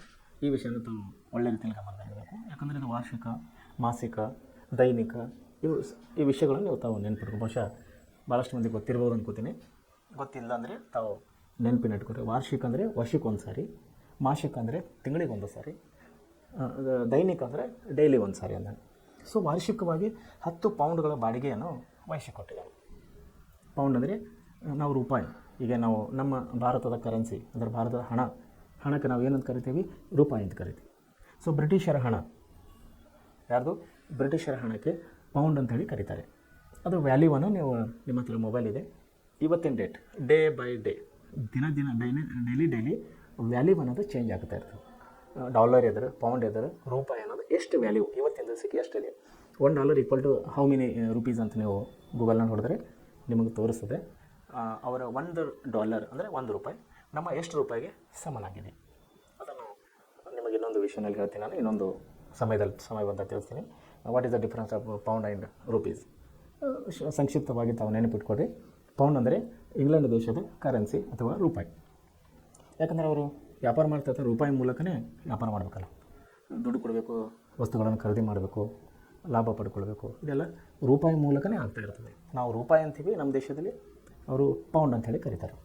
ಎಷ್ಟು ಪೌಂಡಿಗೆ ಕೊಟ್ಟಿದ್ದರು ವಾರ್ಷಿಕ? ಅವರು 10 ಪೌಂಡ್ಗಳ ಬಾಡಿಗೆಗೆ ಕೊಟ್ಟಿದ್ದರು. 10 ಪೌಂಡ್ಗಳ ಬಾಡಿಗೆಗಾಗಿ ಅವರು ಯಾರು, ಎರಡನೇ ಚಾರ್ಲ್ಸ್ ಯಾರಿಗೆ ಕೊಟ್ಟಿದ್ದರು, ಈಸ್ಟ್ ಇಂಡಿಯಾ ಕಂಪನಿಗೆ. ಅವರು ತಾವು ನೆನಪಿಟ್ಕೋಬೇಕು. ಓಕೆ, ಒಂದು ವಿಷಯನ ತಾವು ನೆನಪಿಟ್ಕೋಬೇಕಿಲ್ಲ. ಇಲ್ಲಿ ಬುಕ್ನಲ್ಲಿ ಇಲ್ಲಿ ಒಂದು ಬ್ಲಾಕ್ ಇದರಲ್ಲಿ ಕೊಟ್ಟಿದ್ದಾರೆ, ಬಾಕ್ಸ್ನಲ್ಲಿ ಕೊಟ್ಟಿದ್ದಾರೆ. ಏನು ಕೊಟ್ಟಿದ್ದಾರೆ, ಕೋಟಿಗಳು ವ್ಯಾಪಾರಿ ವಸ್ತುಗಳ ದಾಸ್ತಾನುಗಳು ಅಥವಾ ಮಳಿಗೆಗಳಾಗಿದ್ದವು. ಕೋಟಿಗಳಂದರೆ ಏನಂದ್ರೆ ವ್ಯಾಪಾರಿ ವಸ್ತುಗಳ ಅಂದರೆ ನಮ್ಮ ಸಾಂಬಾರು ಪದಾರ್ಥ. ಅವ್ರು ವ್ಯಾಪಾರ ಮಾಡ್ತಾಯಿದ್ದಾರೆ ಯಾವ ವಸ್ತುಗಳು, ಸಾಂಬಾರು ಪದಾರ್ಥ. ಆ ಸಾಂಬಾರು ಪದಾರ್ಥಗಳನ್ನು ದಾಸ್ತಾನು ಅಂದರೆ ಸ್ಟೋರೇಜ್. ಈಗ ಮೇಲೆ ನೋಡಿದ್ವಿ ನಾನು ವೇರಸ್ ಅಂತೇಳಿ ಜಹಾಂಗೀರ್ನ ಕೊಟ್ಟಿದ್ದಲ್ಲ ಅವರಿಗೆ ಸೂರತ್ನಲ್ಲಿ, ಈಸ್ಟ್ ಇಂಡಿಯಾ ಕಂಪನಿಗೆ. ಸೊ ಅದೇ ರೀತಿ ಇಲ್ಲಿ ದಾಸ್ತಾನು ಮಾಡುವಂಥ ಮಳಿಗೆಗಳಾಗಿದ್ದವು. ಮೀನ್ಸ್ ಶೆಡ್ ಅಂದ್ಕೊಳ್ಳಿ ಅಥವಾ ಗೋಡನ್ ಅಂದ್ಕೊಳ್ಳಿ, ನಿಮ್ಮ ಒಂದು ತಿಳುವಳಿಕೆ ಪ್ರಕಾರ ಮಳಿಗೆಗಳಾಗಿದ್ದವು. ಓಕೆ, ಕೋಟೆಯು ಸುತ್ತ ಎತ್ತರದ ರಕ್ಷಣಾ ಗೋಡೆಗಳನ್ನು ಕಟ್ಟಿಕೊಳ್ತಾ ಇದ್ದವರು. ಯಾಕೆ, ಸೇಫ್ಟಿ ಸಲುವಾಗಿ. ತುಂಬ ಕಾಸ್ಟ್ಲಿ ವಸ್ತುಗಳು ಯಾವುವು, ಸಾಂಬಾರು ಪದಾರ್ಥಗಳು. ಅವರು ಎಲ್ಲಿ ಮಳಿಗೆಗಳನ್ನು ತೆಗಿತಾ ಇದ್ದಾರೋ ಅದ್ರ ಸುತ್ತಮುತ್ತ ತುಂಬ ಎತ್ತರವಾದಂಥ ಒಂದು ಕೋಟೆಗಳನ್ನು ಅಂದರೆ ಗೋಡೆಗಳನ್ನು ಕಟ್ಟಿಕೊಳ್ತಾ ಇದ್ದಾರೆ. ಯಾಕಂದರೆ ಯಾರೇ ಕಳ್ಳರು ಬರಬಾರ್ದು, ಅವ್ರ ವಸ್ತುಗಳನ್ನು ದೋಚಿಕೊಂಡು ಹೋಗಬಾರ್ದು ಅಥವಾ ಕಳ್ಳತನ ಮಾಡಬಾರ್ದು ಅನ್ನೋ ಉದ್ದೇಶಕ್ಕಾಗಿ ಅವ್ರು ಏನು ಮಾಡ್ತಾಯಿದ್ದಾರೆ, ತನ್ನ ಮಳಿಗೆಗಳ ಸುತ್ತಮುತ್ತವಾಗಿ ಎತ್ತರವಾದಂಥ ಗೋಡೆಗಳನ್ನು ಕಟ್ಟಿಕೊಳ್ತಾ ಇದ್ದಾರೆ. ಕೋಟೆಗಳನ್ನು ಆವತ್ತಿನ ಕಾಲಕ್ಕೆ ಕೋಟೆಗಳನ್ನು ಫ್ಯಾಕ್ಟ್ರಿಗಳಂತೇಳಿ ಅವರು ಕರೀತಾ ಇದ್ದಾರೆ. ಇದು ಒಂದು ವಿಷಯಗಳನ್ನು ಇಲ್ಲಿ ಒಂದು ಮಾರ್ಕಿನಲ್ಲಿ ಕೊಟ್ಟಿದ್ದಾರೆ, ತಮಗೆ ನೆನಪಿಲ್ಲ ಅಂತೇಳಿ. ಓಕೆ, ಮುಂದೆ ಬರೋಣ. ಇಲ್ಲೇನಾಗಿದೆ ಈಗ, ಎಲ್ಲಿವರೆಗೆ ಬಂದೆ ನಾವು, ಇಂಗ್ಲೆಂಡಿನ ರಾಜಕುಮಾರ ಈಸ್ಟ್ ಇಂಡಿಯಾ ಕಂಪನಿಗೆ ವಾರ್ಷಿಕ 10 ಪೌಂಡ್ ಬಾಡಿಗೆ ರೂಪದಲ್ಲಿ ಅವನು ಏನು ಕೊಟ್ಟಿದ್ದಾನೆ, ಬಾಂಬೆ ಪಟ್ಟಣವನ್ನು ಕೊಟ್ಟಿದ್ದಾನೆ. ಎಷ್ಟನೇ ಇಸ್ವಿಯಲ್ಲಿ, 1668ರಲ್ಲಿ. ಓಕೆ, ಮುಂದೇನಾಯ್ತು, ಬ್ರಿಟಿಷರು 1690ರ ದಶಕದಲ್ಲಿ ಬಂಗಾಳ ರಾಜ್ಯಪಾಲನಿಂದ ಹುಗ್ಲಿ ನದಿ ದಂಡೆಯ ಮೇಲೆ ಸುತನತಿ, ಕಲ್ಕತ್ತಾ ಮತ್ತು ಗೋವಿಂದಪುರ ಎಂಬ 3 ಹಳ್ಳಿಗಳನ್ನು ಖರೀದಿಸಿ ಪೋರ್ಟ್ ವಿಲಿಯಂ ಎಂಬ ಕೋಟೆಯನ್ನು ಕಟ್ಟಿದರು. ನೋಡಿ ಅವ್ರು ಯಾವ್ಯಾವ ರೀತಿ ಕಾಲನ್ನು ತನ್ನ ಚಾಸ್ತಾ ಇದ್ದಾರೆ. ಯಾರು? ಬ್ರಿಟಿಷರು. ಏನು ಮಾಡಿದ್ರು ಇಲ್ಲಿ 1690 ಏನು ಮಾಡಿದ್ದಾರೆ ಇಲ್ಲಿ? ಬಂಗಾಳದಲ್ಲಿ, ಬಂಗಾಳ ಅಂದರೆ ಇವತ್ತು ನಮ್ಮ ಪಶ್ಚಿಮ ಬಂಗಾಳ, ಬಂಗಾಳ ರಾಜ್ಯಪಾಲದಿಂದ ಯಾವ್ಯಾವ ಊರುಗಳನ್ನು ಖರೀದಿ ಮಾಡಿದ್ದಾರೆ? ಹುಗ್ಲಿ ನದಿಯ ದಂಡೆ ಮೇಲೆ, ಅಲ್ಲಿ ಕೋಲ್ಕತ್ತಾನಲ್ಲಿ ಹರಿಯುವಂಥ ಒಂದು ಪ್ರಮುಖ ನದಿ ಅದು. ಯಾವುದು? ಹುಗ್ಲಿ ನದಿ. ಆ ನದಿಯ ದಂಡೆ ಮೇಲೆ ಬರುವಂಥ ನದಿಯ ಅವರು ನೋಡಿರಿ ತುಂಬ ತುಂಬ ಚುರುಕರು ಯಾರು? ಬ್ರಿಟಿಷರು. ಎಲ್ಲೇ ಒಂದು ತನ್ನ ಊರುಗಳನ್ನು ಖರೀದಿ ಮಾಡಿಕೊಂಡಿದ್ದಾರೆ ಅಥವಾ ವಶಪಡಿಸಿಕೊಂಡಿದ್ದಾರೆ, ನೀರು ಇದ್ದಂಥ ಸ್ಥಳಗಳನ್ನು ಪರ್ಚೇಸ್ ಮಾಡಿದ್ದಾರೆ. ಎಕ್ಸಾಂಪಲ್ ಬಾಂಬೆ ನೋಡಿ, ಬಾಂಬೆ ಪಕ್ಕದಾಗೆ ಅರಬ್ಬಿ ಸಮುದ್ರ ಇದೆ. ಕಲ್ಲಿಕೋಟೆ, ಕೊಚ್ಚಿ, ನಾಗಪಟ್ಟಣ, ಮದ್ರಾಸ್ ಎಲ್ಲ ಸಮುದ್ರದ ತೀರಗಳು, ಅಂದರೆ ನೀರು ಇರುವಂಥ ಪ್ರದೇಶಗಳು. ಒಂದು ವಿದ್ಯಾರ್ಥಿಗಳು ತಾವು ಲಕ್ಷಣದಲ್ಲಿರಬೇಕು, ನೀರಿಲ್ಲದೆ ಮನುಷ್ಯ ಬದುಕಲಿಕ್ಕೆ ಸಾಧ್ಯವಿಲ್ಲ. ಇದರ ಮೂಲಕವಾಗಿ ತಾವು ಒಂದು ಅಬ್ಸರ್ವೇಷನನ್ನು ಇಡಬೇಕು. ನೋಡಿ, ಯಾವಾಗಾದರೂ ತಾವು ಬಹುಶಃ ಸ್ಕೂಲಿನಿಂದ ಶೈಕ್ಷಣಿಕ ಪ್ರವಾಸ ಹೋಗಿರ್ತೀರಿ. ರಾಜ ಮಹಾರಾಜರ ಒಂದು ಕಟ್ಟಡಗಳು, ಕೋಟೆಗಳನ್ನು ತೋರಿಸ್ಲಿಕ್ಕೆ ನಿಮ್ಮ ಟೀಚರ್ಸ್ ನಿಮ್ಮನ್ನು ಕರ್ಕೊಂಡು ಹೋಗಿರ್ತಾರೆ. ನೀವು ಯಾವುದೇ ರಾಜರ ಯಾವುದೇ ಸ್ಥಳದಲ್ಲಿ ಹೋದರೆ, ಲೈಕ್ ಹಾಸನ ತೊಗೊಳ್ಳಿ, ಬೇಲೂರು ಹಳೆಬೀಡು, ಬಾದಾಮಿ, ಚಾಲುಕ್ಯರ ತೊಗೊಳ್ರಿ, ವಿಜಯನಗರ, ಹಂಪಿ ತೊಗೊಳ್ರಿ, ಸುತ್ತಮುತ್ತ ಯಾವುದೇ ನೀವು ಒಂದು ಸಾಮ್ರಾಜ್ಯಕ್ಕೆ ಹೋದರೆ ಮೈಸೂರು ಅರಮನೆ ತೊಗೊಳ್ರಿ, ಹೀಗೆ ಯಾವುದೇ ಒಂದು ಸಾಮ್ರಾಜ್ಯವನ್ನು, ಒಂದು ಕೋಟೆಗಳನ್ನು ನೋಡಿದಾಗ ನದಿಯ ದಡ್ಡದ ಮೇಲೆ ಅಥವಾ ಗುಡ್ಡದ ಮೇಲೆ, ಸಾಮ್ರಾಜ್ಯವನ್ನು ಗುಡ್ಡದ ಮೇಲೆ ಕಟ್ತಾರೆ, ಕೆಳಗೆ ನದಿ ಹರಿತಾ ಇರ್ತದೆ. ಯಾಕೆ? ನೀರು ಬೇಕಲ್ಲ ಅವರಿಗೆ, ನೀರು ಬೇಕಲ್ಲ ಅವರಿಗೆ. ಸೊ ಈ ರೀತಿ ಏನಪ್ಪ ಅಂದ್ರೆ ನೀರು ತುಂಬ ಇಂಪಾರ್ಟೆಂಟ್ ಇದೆ. ತಾವು ವಿದ್ಯಾರ್ಥಿಗಳು ಗಮನದಲ್ಲಿರಬೇಕು. ಇಲ್ಲೇನು ಮಾಡಿದ್ದಾರೆ ಅವರು? ಕೋಲ್ಕತ್ತಾನಲ್ಲಿ ಏನು ಮಾಡಿದ್ದಾರೆ? ಹುಗ್ಲಿ ನದಿಯ ದಡೆಯ ಮೇಲೆ 3 ಗ್ರಾಮಗಳನ್ನು ಅವರು ಖರೀದಿ ಮಾಡಿದ್ದಾರೆ. ಯಾರು? ಈಸ್ಟ್ ಇಂಡಿಯಾ ಕಂಪನಿ, ಬ್ರಿಟಿಷರು. ಯಾರ ಹತ್ರ ಖರೀದಿ ಮಾಡಿದ್ದಾರೆ? ಪಶ್ಚಿಮ ಬಂಗಾಳದ ರಾಜ್ಯಪಾಲರ ಹತ್ತಿರ. ಯಾವ ಊರುಗಳದು? ಸುತ್ತನತಿ, ಕೋಲ್ಕತ್ತಾ ಮತ್ತು ಗೋವಿಂದಪುರ ಎಂಬ 3 ಹಳ್ಳಿಯನ್ನು ಖರೀದಿಸಿ ಅಲ್ಲಿ ಪೋರ್ಟ್ ವಿಲಿಯಂ ಎಂಬ ಕೋಟೆಯನ್ನು ಕಟ್ಟಿಕೊಂಡಿದ್ದಾರೆ. ನೋಡಿ ಅವರು ಯಾವ ರೀತಿ ತನ್ನ ಕಾಲು ಚಾಚ್ತಾ ಇದ್ದಾರೆ, ಯಾವ ರೀತಿ ತನ್ನ ಸಾಮ್ರಾಜ್ಯವನ್ನು ವಿಸ್ತರಣೆ ಮಾಡ್ತಾ ಇದ್ದಾರೆ. ಒಂದು ಕೋಟೆಯನ್ನು ಕಟ್ಟಿದ್ದಾರೆ, ಅದಕ್ಕೆ ಹೆಸರಿಟ್ಟಿದ್ದಾರೆ ಪೋರ್ಟ್ ವಿಲಿಯಂ. ಪೋರ್ಟ್ ಅಂದರೆ ಕೋಟೆ ಅಂದಂಗೆ ಅಥವಾ ಬಂದರ ಅಂದಂಗೆ. ಬಹುಶಃ ಅಲ್ಲಿ ಹೋದರೆ ನಾವು ಇವತ್ತಿಗೆ ಕೂಡ ಅದು ಇರ್ಬೋದು ಅಂದ್ಕೊಂಡು ನಾನು ಇದೇ ಅನ್ಕೋತೀನಿ ನಾನು. ಇದರ ಸುತ್ತ, ಅದರ ಸುತ್ತ ಪೋರ್ಟ್ ವಿಲಿಯಂ ಬಂದರಿನ ಸುತ್ತಮುತ್ತ ಕೋಲ್ಕತ್ತಾ ನಗರನು ಬೆಳೆಯಿತು. ನೋಡಿರಿ, ಇವತ್ತು ನಮ್ಮ ದೇಶದಲ್ಲಿ ಪ್ರಮುಖವಾದಂಥ ಪಟ್ಟಣದ ನಗರಗಳಲ್ಲಿ ಕೋಲ್ಕತ್ತಾ ತುಂಬ ಡೆವಲಪ್ ಇದೆ. ಬಹುಶಃ ನನ್ನ ಮಾಹಿತಿ ಪ್ರಕಾರ ಮೆಟ್ರೋ ರೈಲು ತುಂಬ ಡೆವಲಪ್ ಆಗಿದೆ ಇಲ್ಲಿ ಕೋಲ್ಕತ್ತಾನಲ್ಲಿ. ಸೊ ಕೋಲ್ಕತ್ತಾ ನಗರ ಇಲ್ಲಿ ತುಂಬ ವೇಗವಾಗಿ ಸುತ್ತಮುತ್ತಲೆಲ್ಲ ಬೆಳೀತಾ ಇತ್ತು. ಪೋರ್ಟ್ ವಿಲಿಯಂ ಎಂಬ ಏನಾಯಿತು, 17ನೇ ಶತಮಾನದ ಅಂತ್ಯದ ವೇಳೆಗೆ, 17ನೇ ಶತಮಾನದ ಅಂತ್ಯವರೆಗೆ ಇಂಗ್ಲೀಷರು ಮದ್ರಾಸ್, ಬಾಂಬೆ ಮತ್ತು ಕಲ್ಕತ್ತಾ ತಮ್ಮ ಪ್ರೆಸಿಡೆನ್ಸಿ ಕೇಂದ್ರಗಳನ್ನಾಗಿ ಮಾಡಿಕೊಂಡರು. ಅವರು ಯಾವ ರೀತಿ ಅವರು ಒಂದು ತನ್ನ ಸಾಮ್ರಾಜ್ಯನ ವಿಸ್ತರಣೆ ಮಾಡ್ತಾ ಇದ್ದಾರೆ. ಯಾವ 3 ನಗರಗಳು? ಒಂದು ಬಾಂಬೆ, ಸಮುದ್ರ ತಟಕ್ಕಿದೆ. ಮದ್ರಾಸು ದಕ್ಷಿಣದಲ್ಲಿ ಸಮುದ್ರ ತಟಕ್ಕಿದೆ. ಆಮೇಲೆ ಕೋಲ್ಕತ್ತಾ ಪೂರ್ವದಲ್ಲಿ, ಅದು ಕೂಡ ಸಮುದ್ರ ತಟಕ್ಕಿದೆ. ಅಂದರೆ ನಮ್ಮ ಭಾರತ ಏನಿದೆ, 3 ಕಡೆ ನೀರಿದೆ, 1 ಕಡೆ ಭೂಮಿ ಇದೆ. 3 ಕಡೆ ಅಂದಾಗ ಇಲ್ಲಿ ಗುಜರಾತಿನಿಂದ ಪ್ರಾರಂಭ ಮಾಡಿ ಗುಜರಾತು, ತಮಿಳುನಾಡು, ಕೇರಳ, ಕೊಚ್ಚಿ, ಮಂಗಳೂರು, ನಮ್ಮ ಕರ್ನಾಟಕದ ಪ್ರದೇಶನ ಹಿಡ್ಕೊಂಡು ಹೀಗೆ ಕೆಳಗೆ ಯು ಶೇಪ್ ಬಂದರೆ ಆಂಧ್ರ ಮತ್ತು ತಮಿಳುನಾಡು. ಯು ಶೇಪ್ ಕೆಳಗಿನ ನಮ್ಮ ಭಾರತ ದೇಶ ಯು ಶೇಪ್ ಏನಿದೆ ಪೂರ್ಣ ನೀರಿನ ಮೂಲಕವಾಗಿ ಅದು ಕೂಡಿದೆ. ಅರಬ್ಬಿ ಸಮುದ್ರ ಮತ್ತು ಹಿಂದೂ ಮಹಾಸಾಗರ. ಬಾಂಬೆ ಕೂಡ ನೀರಿನಿಂದ ಕೂಡಿದೆ. ಬೀಚ್ ಇದೆ, ಬಾಂಬೆ ಬೀಚ್ ಇದೆ, ಗೋವಾ ಬೀಚ್ ಇದೆ, ಮಂಗಳೂರು ಬೀಚ್ ಇದೆ, Calicut, Madras. Last time tsunami ಆಯಿತು. ಯಾವ ಏರಿಯಾ ಅದು? ಮದ್ರಾಸ್ನಲ್ಲಿ. ಬಹುಶಃ ನಾನು ಹೆಸರು ಮಾಡ್ತೀನಿ, ಮೇರಿ, ಸೆಂಟ್ ಮೇರಿ ಏನೋ ಅನ್ನಂತಹ ಸ್ಥಳದಲ್ಲಿ ಸುನಾಮಿ ಆಗಿತ್ತು. ಒಂದು ಸಾರಿ ತಾವು ನೆನಪು ಮಾಡ್ಕೋಬೇಕು. ಸೊ ನೀರು ಇರುವಂಥ ಪ್ರದೇಶಗಳನ್ನು ಇವರು ವಶಪಡಿಸ್ಕೊಳ್ತಾ ಬಂದವರು. 3 ಪ್ರಮುಖ ನಗರಗಳು ವಶಪಡಿಸ್ಕೊಂಡು ಅಲ್ಲಿ ತನ್ನ ಏನು ಕಟ್ಕೊತ ಬಂದಿದ್ದಾರೆ ಅವರು? ತಮ್ಮ ಪ್ರೆಸಿಡೆನ್ಸಿ ಕೇಂದ್ರಗಳನ್ನಾಗಿ. ಪ್ರೆಸಿಡೆನ್ಸಿ ಅಂದರೆ ಪ್ರೆಸಿಡೆಂಟ್ ಅಂದರೆ ಅಧ್ಯಕ್ಷರನ್ನು. ಪ್ರೆಸಿಡೆನ್ಸ್ ಅಂದರೆ ಯಾರು? ಬ್ರಿಟಿಷರ ರಾಜ್ಯ, ಇಂಗ್ಲೆಂಡಿನ ರಾಜ್ಯ. ಅವನ ಹೆಸರಿನ ಮೇಲೆ ಪ್ರೆಸಿಡೆನ್ಸಿ, ಅವನ ಹೆಸರಿನ ಮೇಲೆ ತೆಗೆಯುವಂಥ ಒಂದು ಕೇಂದ್ರವನ್ನು ನಾವು ಅಂತ ಕರಿತೀವಿ ಪ್ರೆಸಿಡೆನ್ಸಿ. ಅಂದರೆ ಅವರ ದಿನನಿತ್ಯದ ಆಗು ಹೋಗುಗಳ ಒಂದು ಹಾಲ್ ಅಥವಾ ಒಂದು ಕೇಂದ್ರ ಅಂದಂಗೆ. ಪ್ರೆಸಿಡೆನ್ಸಿ ಕೇಂದ್ರವನ್ನು ಬಾಂಬೆ, ಮದ್ರಾಸ್ ಮತ್ತು ಕೋಲ್ಕತ್ತಾಗಳಲ್ಲಿ 3 ಪ್ರಮುಖವಾದಂಥ ನಗರಗಳಲ್ಲಿ ತನ್ನ ಪ್ರೆಸಿಡೆನ್ಸಿ ಕೇಂದ್ರಗಳನ್ನು ತಕ್ಕೊಟ್ರು. ಅಲ್ಲಿಂದವಾಗಿ ಅವರು ತನ್ನ ವ್ಯಾಪಾರವನ್ನು ಮಾಡ್ತಾಯಿದ್ದರು. ಮುಂದೆ 18ನೇ ಶತಮಾನ ಉತ್ತರಾರ್ಧದಲ್ಲಿ ಇಂಗ್ಲೀಷರು ಕಲ್ಕತ್ತಾವನ್ನು ತಮ್ಮ ರಾಜಧಾನಿಯಾಗಿ ಮಾಡಿಕೊಂಡರು. ಈ ವಿಷಯ ಭಾಳ ಗಮನದಲ್ಲಿಡುತ್ತವೆ. ಬ್ರಿಟಿಷರ ಮೊದಲನೇ ರಾಜಧಾನಿ ಭಾರತದಲ್ಲಿ ಯಾವುದು ಅಂಥೇಳಿ ನಿಮಗೆ ಕೆಲವೊಂದು ಸ್ಪರ್ಧಾತ್ಮಕ ಪರೀಕ್ಷೆಗಳಲ್ಲಿ ಈ ಪರೀಕ್ಷೆ ಪ್ರಮುಖವಾಗಿದೆ. ಬ್ರಿಟಿಷರ ಮೊದಲನೇ ರಾಜಧಾನಿ ಭಾರತದಲ್ಲಿ ಯಾವುದು? ಸೊ ಅದು ಯಾವುದಂತೀರಿ? ಕೋಲ್ಕತ್ತಾನ ತಮ್ಮ ರಾಜಧಾನಿಯಾಗಿ ಮಾಡಿಕೊಂಡರು. ತಮ್ಮ ಅಧೀನದಲ್ಲಿದ್ದ ಪ್ರದೇಶಗಳಲ್ಲಿ ತಮ್ಮದೇ ನಾಗರಿಕ ಮತ್ತು ಅಪರಾಧ ಸಂಹಿತೆಗಳನ್ನು, ಸಿವಿಲ್ ಆ್ಯಂಡ್ ಕ್ರಿಮಿನಲ್ ಪ್ರೊಡ್ಯೂಸರ್ ಕೋಡ್ಸನ್ನು ಜಾರಿಗೆ ತಂದರು. ನೋಡ್ರಿ, ಅವರು ಹಂತವಾಗಿ ಒಂದೊಂದು ತನ್ನ ಗುರಿಗಳನ್ನು ಮುಟ್ತಾ ಬರ್ತಾ ಇದ್ದಾರೆ. ಅವ್ರು ಬಂದಿದ್ದು ವ್ಯಾಪಾರ ಉದ್ದೇಶಕ್ಕಾಗಿ. ತನ್ನ ನಾಗರಿಕಂದ್ರೆ ಅವರ ನಾಗರಿಕರು ಯಾರು? ಬ್ರಿಟಿಷರು. ಡೇ ಬೈ ಡೇ ಹೆಚ್ಚಿನ ಜನ ಬರ್ತಾ ಇದ್ದಾರೆ ಈ ಕಡೆ. ಸೊ ಅವರ ನಾಗರಿಕರಿಗೆ ಏನು ಮಾಡಿದ್ರು? ಅಪರಾಧ ಸಂಹಿತೆಗಳು ಅಂದರೆ ಅವ್ರದ್ದೇ ಆದಂಥ ರೂಲ್ಸ್ ಮಾಡ್ಯಾರ ನೋಡ್ರಿ. Civil and criminal producer codes ಅಂಥೇಳಿ ಅವರು ಒಂದು ಆ್ಯಕ್ಟ್ ಅಥವಾ ಒಂದು ಕಾನೂನನ್ನು ಜಾರಿಗೆ ತಂದವರು. ಯಾರು? East India company. ಈ ರೀತಿ ಮಾಡಿಕೊಂಡು ಅವ್ರು ಏನು ಮಾಡಿದರು? ಕೋಲ್ಕತ್ತಾ, ಬಾಂಬೆ, ಕೆಳಗೆ ಮದ್ರಾಸ್, ಈ ಯು ಶೇಪ್ ಆದಂಥ ಒಂದು ಭಾರತ ದೇಶದ ಪ್ರಮುಖ ಬಂದರು ಕೇಂದ್ರಗಳಿವು. ಸಮುದ್ರ ಮೂಲಕವಾಗಿ ಹೊರ ದೇಶಗಳಿಗೆ ನಡೆಯುವಂಥ ವ್ಯಾಪಾರವನ್ನು ಜಲಮಾರ್ಗದ ಮೂಲಕವಾಗಿ ಅಥವಾ ಸಮುದ್ರ ಮಾರ್ಗದ ಮೂಲಕವಾಗಿ ನಡೀತದೆ. ಅದನ್ನು ಪ್ರಮುಖವಾದ ಬಂದರುಗಳನ್ನು ಇವರು ವಶಪಡಿಸ್ಕೊಂಡು ಅಲ್ಲಿ ತಾನು ಏನು ಮಾಡಿದರು?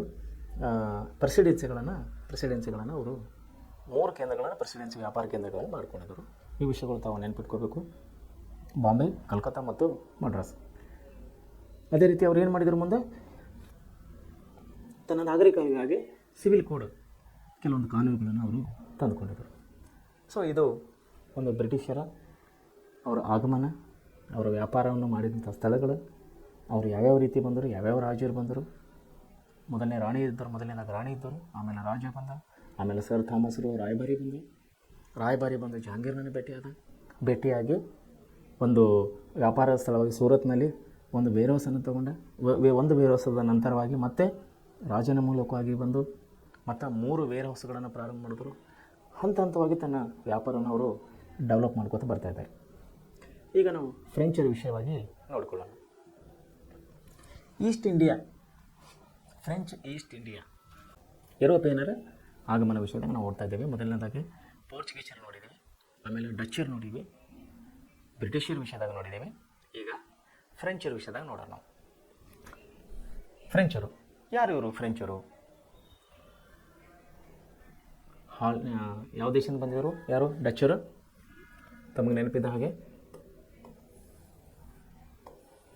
ಯಾರಾದರೂ ಹೇಳ್ಬೋದಾ?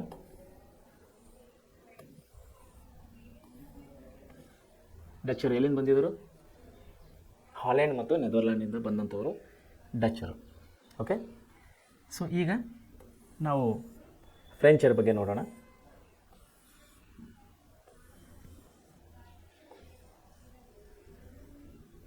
French East India, Dutch east India, British East India, Portuguese East India ಮತ್ತು ಇಲ್ಲಿ ಫ್ರೆಂಚ್ ಈಸ್ಟ್ ಇಂಡಿಯಾ. ಅಂದರೆ ಅವ್ರದ್ದೇ ದೇಶದ ಮೂಲಕವಾಗಿ ಅವ್ರು ಮಾಡುವಂಥ ವ್ಯಾಪಾರದ ಒಂದು ಹೆಸರನ್ನು ಅವ್ರ ದೇಶದ ಹೆಸರು ಮೂಲಕವಾಗಿ ಇಟ್ಕೊಂಡಿದ್ದರು ಅವರು.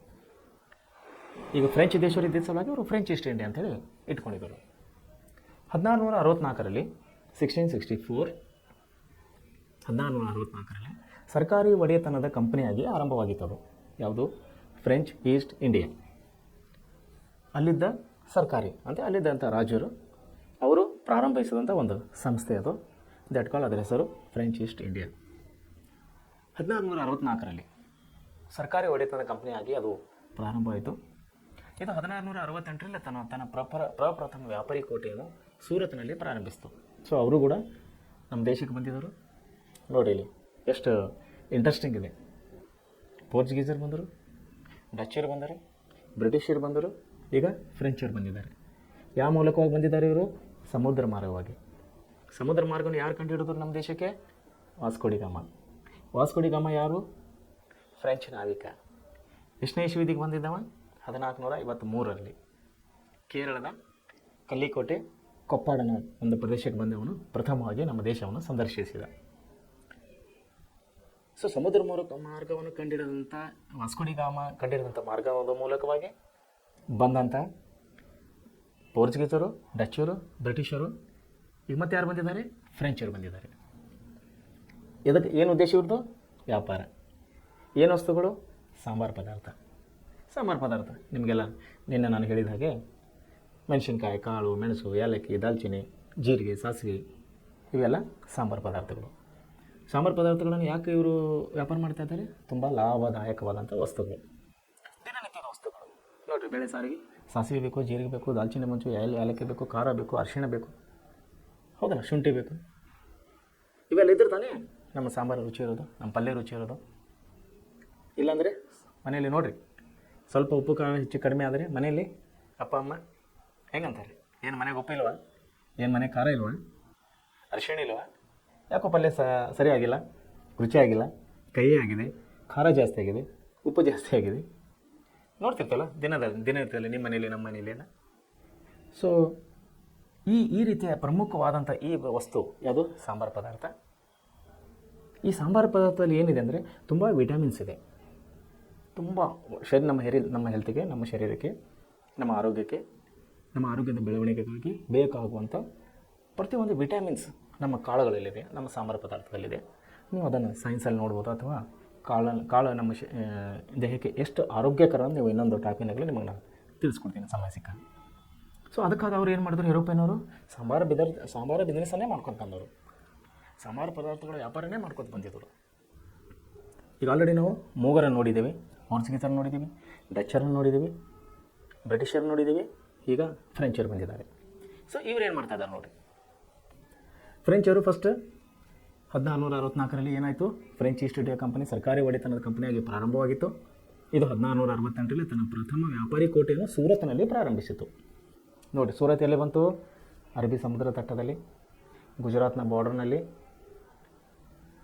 ಸಮುದ್ರ ಮಾರ್ಗವಾಗಿ ಬರುವಂಥವ್ರು ಎಲ್ಲಿ ಬರಬೇಕು? ಫಸ್ಟ್ ಸೂರತ್ನಲ್ಲೇ ಬರಬೇಕು. ಯಾಕೆ ಅಲ್ಲಿ ಪೋರ್ಟ್, ಸೂರತ್ನಲ್ಲಿ ಬಂದರಿದೆ, ಹಡಗು ಬಂದರಿದೆ. ಇವಾಗ ಕೂಡ ದೊಡ್ಡ ಪ್ರಮಾಣದ ಇವಾಗ ಹಡಗು ಬಂದರಿದೆ, ಅವಾಗ ಕೂಡ ಇತ್ತು. ಸೊ ಅಲ್ಲಿನ ಮೂಲಕವಾಗಿ ಇವರು ತನ್ನ ವ್ಯಾಪಾರನ ಮಾಡ್ತಾಯಿದ್ದವರು. ನಂತರ ಮಚಿಲಿಪಟ್ಟಣ ನೋಡಿರಿ, ಚಂದ್ರನಗರ, ಮಾಹೆ, ಕಾರೇಕಲ್, ಕಾಸಿಂ ಬಜಾರ್, ಬಾಲ್ಸೋರ್, ಹೀಗೆ ಹಲವು ಪಟ್ಟಣಗಳನ್ನು ತನ್ನ ವ್ಯಾಪಾರ ಕೇಂದ್ರಗಳಾಗಿ ಮಾಡಿಕೊಂಡರು. ಫ್ರೆಂಚರು 1674ರಲ್ಲಿ ವಾಲಿಕೊಂಡನ್ಪುರಂ ಸ್ಥಳೀಯ ಮುಸ್ಲಿಂ ಅಧಿಕಾರಿಯಿಂದ ಪಡೆದರು. ಕ್ರಮೇಣ ಇದನ್ನೇ ದೊಡ್ಡ ವ್ಯಾಪಾರ ಕೇಂದ್ರವಾಗಿ ಮಾರ್ಪಡಿಸಿ ತನ್ನ ರಾಜಧಾನಿಯಾಗಿ ಮಾಡಿಕೊಂಡು, ಅದೇ ಪುದುಚೇರಿ ಅಥವಾ ಪಾಂಡಿಚೇರಿ, ಇದು ಫ್ರೆಂಚರು ಭಾರತ ತೊರೆದು ಹೋಗುವವರೆಗೆ ಅವರ ರಾಜಧಾನಿಯಾಗಿತ್ತು. ಯಾವುದು? ಪಾಂಡಿಚೇರಿ. ಪುದುಚೇರಿ ಬಹುಶಃ ಇವಾಗ ಕೂಡ ಟ್ರೈನ್ ಇದೆ, ದಾದರ್ ಪುದುಚೇರಿ, ಇದೇ ಧಾರವಾಡದಿಂದ ಟ್ರೈನ್ ಹೋಗುತ್ತೆ. ನೀವು ಮೈ ಟ್ರೈನ್ ಆ್ಯಪ್ನಲ್ಲಿ ಕೂಡ ಚೆಕ್ ಮಾಡ್ಬೋದು. ಪುದುಚೇರಿ, ದಾದರ್. ಪುದುಚೇರಿ ಅಂದರೆ ಪಾಂಡಿಚೇರಿ. ಅದು ಏನಿತ್ತು? ಫ್ರೆಂಚರ ರಾಜಧಾನಿಯಾಗಿತ್ತು. ಇವಾಗ ಕೂಡ ದಾದರ್ ಪುದುಚೇರಿ ಟ್ರೈನ್ ಧಾರವಾಡದಿಂದ ಓಡ್ತಾ ಇದೆ. ಸಮಯ ಸಿಕ್ಕಾಗ ತಾವು ಸ್ಟೇಷನ್ಗೂ ನೋಡ್ಬೋದು, ಅಥವಾ ನಿಮ್ಮ ಮೈ ಟ್ರೈನ್ ಆ್ಯಪ್ನಲ್ಲಿ ಕೂಡ ನೋಡ್ಬೋದು. ಸೊ ಅವ್ರು ಏನು ಮಾಡಿದ್ರು, ನಮ್ಮ ದೇಶನ ಬಿಟ್ಟು ಹೋಗೋವರೆಗೆ ಪಾಂಡಿಚೇರಿ ಅಥವಾ ಪುದುಚೇರಿ ಅವರ ರಾಜಧಾನಿಯಾಗಿತ್ತು. 1764ರಲ್ಲಿ ಪಾಂಡಿಚೇರಿಯ ಗವರ್ನರ್ ಆಗಿ ಬಂದ ಡೋಪ್ಲೆ ಎಂಬ ಮಹತ್ವಾಕಾಂಕ್ಷಿ ಅಧಿಕಾರಿಯು ದಕ್ಷಿಣ ಭಾರತದಲ್ಲಿ ಫ್ರೆಂಚರ ಆಧಿಪತ್ಯವನ್ನು ಸ್ಥಾಪಿಸಲು ಹಣವಣಿಸಿದನು. ಯಾರು? ಡೋಪ್ಲೆ.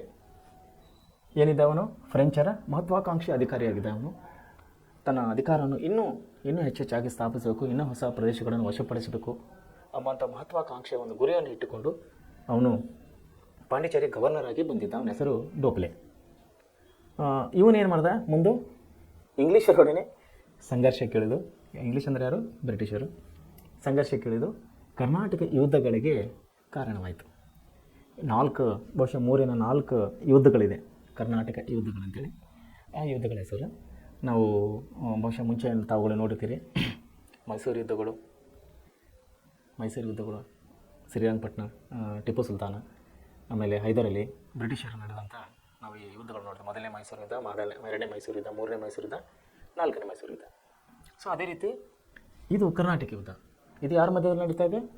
ಫ್ರೆಂಚರು ಮತ್ತು ಬ್ರಿಟಿಷರ ನಡುವೆ ನಡೀತಾ ಇದೆ. ಯಾಕೆ ನಡೀತಾ ಇದೆ? ಇಲ್ಲಿ ಡೋಪ್ಲೆ ಎಂಬಂಥ ಗವರ್ನರ್ ಆಗಿ ಬಂದವನು ಯಾರು? ಫ್ರೆಂಚ್ ಅಧಿಕಾರಿ. ಯಾರು ಇವನು?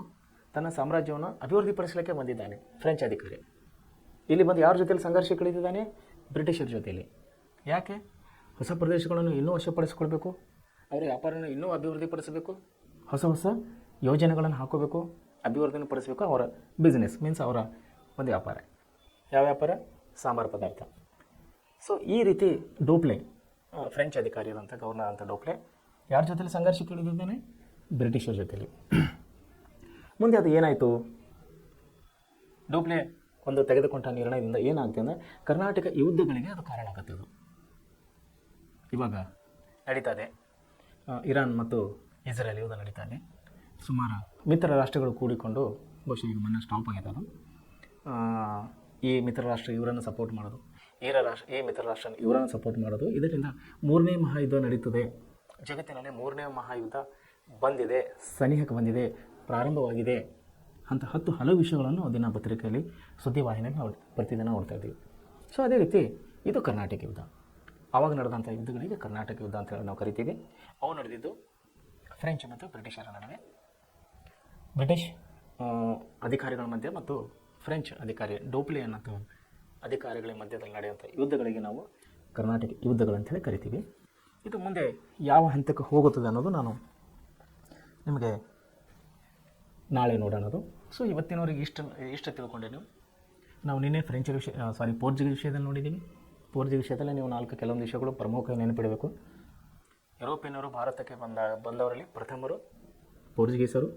ವಿಶೇಷವಾಗಿ ನಾವಿಕನಾದಂಥ ವಾಸ್ಕೋ ಡಿ ಗಾಮ ಸಮುದ್ರ ಮಾರ್ಗದ ಮೂಲಕವಾಗಿ ದಾರಿಯನ್ನು ಕಂಡುಹಿಡಿದ. ಆಮೇಲೆ ಪೋರ್ಚುಗೀಸರ ನಂತರ ಯಾರು ಬಂದರು? ಡಚ್ಚರು ಬಂದರು. ಡಚ್ಚರ ನಂತರ ಬ್ರಿಟಿಷರು ಬಂದರು. ಇವಾಗ ಫ್ರೆಂಚರು ಬಂದಿದ್ದಾರೆ. ಸೊ ಅವರು ಬಂದಿದ್ದ ಉದ್ದೇಶ ಒಂದೇ ಒಂದು, ವ್ಯಾಪಾರ, ಸಾಂಬಾರು ಪದಾರ್ಥಗಳ ವ್ಯಾಪಾರಗಳನ್ನು ಮಾಡಲಿಕ್ಕೆ ಅವರು ಬಂದಿದ್ದಾರೆ. ಈ ವ್ಯಾಪಾರ ಉದ್ದೇಶದಿಂದ ಅವರು ಬಂದು ನಮ್ಮ ದೇಶದಲ್ಲಿರುವಂಥ ಎಲ್ಲ ರಾಜ್ಯಗಳನ್ನು ಸೋಲಿಸೋದು, ಅವರ ಮೇಲೆ ಆಕ್ರಮಣ ಮಾಡೋದು, ಅವರ ಸಾಮ್ರಾಜ್ಯಗಳನ್ನು ವಶಪಡಿಸಿಕೊಳ್ಳೋದು, ಹಾಗೂ ತನ್ನ ವ್ಯಾಪಾರವನ್ನು ಅಭಿವೃದ್ಧಿಪಡಿಸೋದು, ತನ್ನ ವ್ಯಾಪಾರವನ್ನು ಲಾಭದಾಯಕ ಮಾಡಿಕೊಳ್ಳೋದು ಅವರ ಉದ್ದೇಶವಾಗಿದೆ. ನಾವು ಕ್ಲಿಯರಾಗಿ ನಾವು ಕಾಣ್ತಾ ಇದ್ದೀವಿ ಇಲ್ಲಿ. ಅವರು ಬಂದು ಹಲವು ಪ್ರದೇಶಗಳನ್ನು ವಶಪಡಿಸ್ಕೊಳ್ತಾ ಇದ್ದಾರೆ ಮೀನ್ಸ್ ಯುದ್ಧ ಆಗ್ತಾಯಿದೆ ಅಂದರೆ ಜನರು ಸಾವು ನೋವು ಆಗ್ತಾಯಿದೆ, ಮುಗ್ಧ ಜನರು ಸಾವು ನೋವು ಆಗ್ತಾಯಿದೆ. ಅದನ್ನು ಡೀಟೇಲ್ಸ್ ಇಲ್ಲಿ ಕೊಟ್ಟಿಲ್ಲ, ನಾವು ಮುಂದೆ ಬರೋವಂಥ ದಿನಗಳಲ್ಲಿ ನೋಡೋಣ.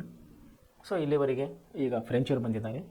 ಫ್ರೆಂಚು ಮತ್ತು ಬ್ರಿಟಿಷರ್ನಲ್ಲಿ ಈಗ ಯುದ್ಧ ಪ್ರಾರಂಭ ಆಗ್ತಾಯಿದೆ. ಅದರ ಹೆಸರು ಕರ್ನಾಟಕ ಯುದ್ಧಗಳು ಅಂತೇಳಿ. ಅದನ್ನು ನಾವು ನಾಳೆ ಒಂದು ಕ್ಲಾಸಲ್ಲಿ ನೋಡೋಣ. ವಿದ್ಯಾರ್ಥಿಗಳೇ, ತಾವು ಈ ವಿಷಯಗಳನ್ನು, ಈ ಸ್ಥಳಗಳನ್ನು, ಪೋರ್ಟ್ ವಿಲಿಯಂ, ಸೂರತ್, ಆಮೇಲೆ ಮಡ್ರಾಸ್, ಆಮೇಲೆ ಕಲ್ಲಿಕೋಟೆ, ಇಲ್ಲೇನು ಸ್ಥಳಗಳು ಬರ್ತಾಯಿದೆ, ಅವು ತುಂಬ ಇಂಪಾರ್ಟೆಂಟ್ ಸ್ಥಳಗಳು. ತಾವು ನೆನಪಿಟ್ಕೋಬೇಕು.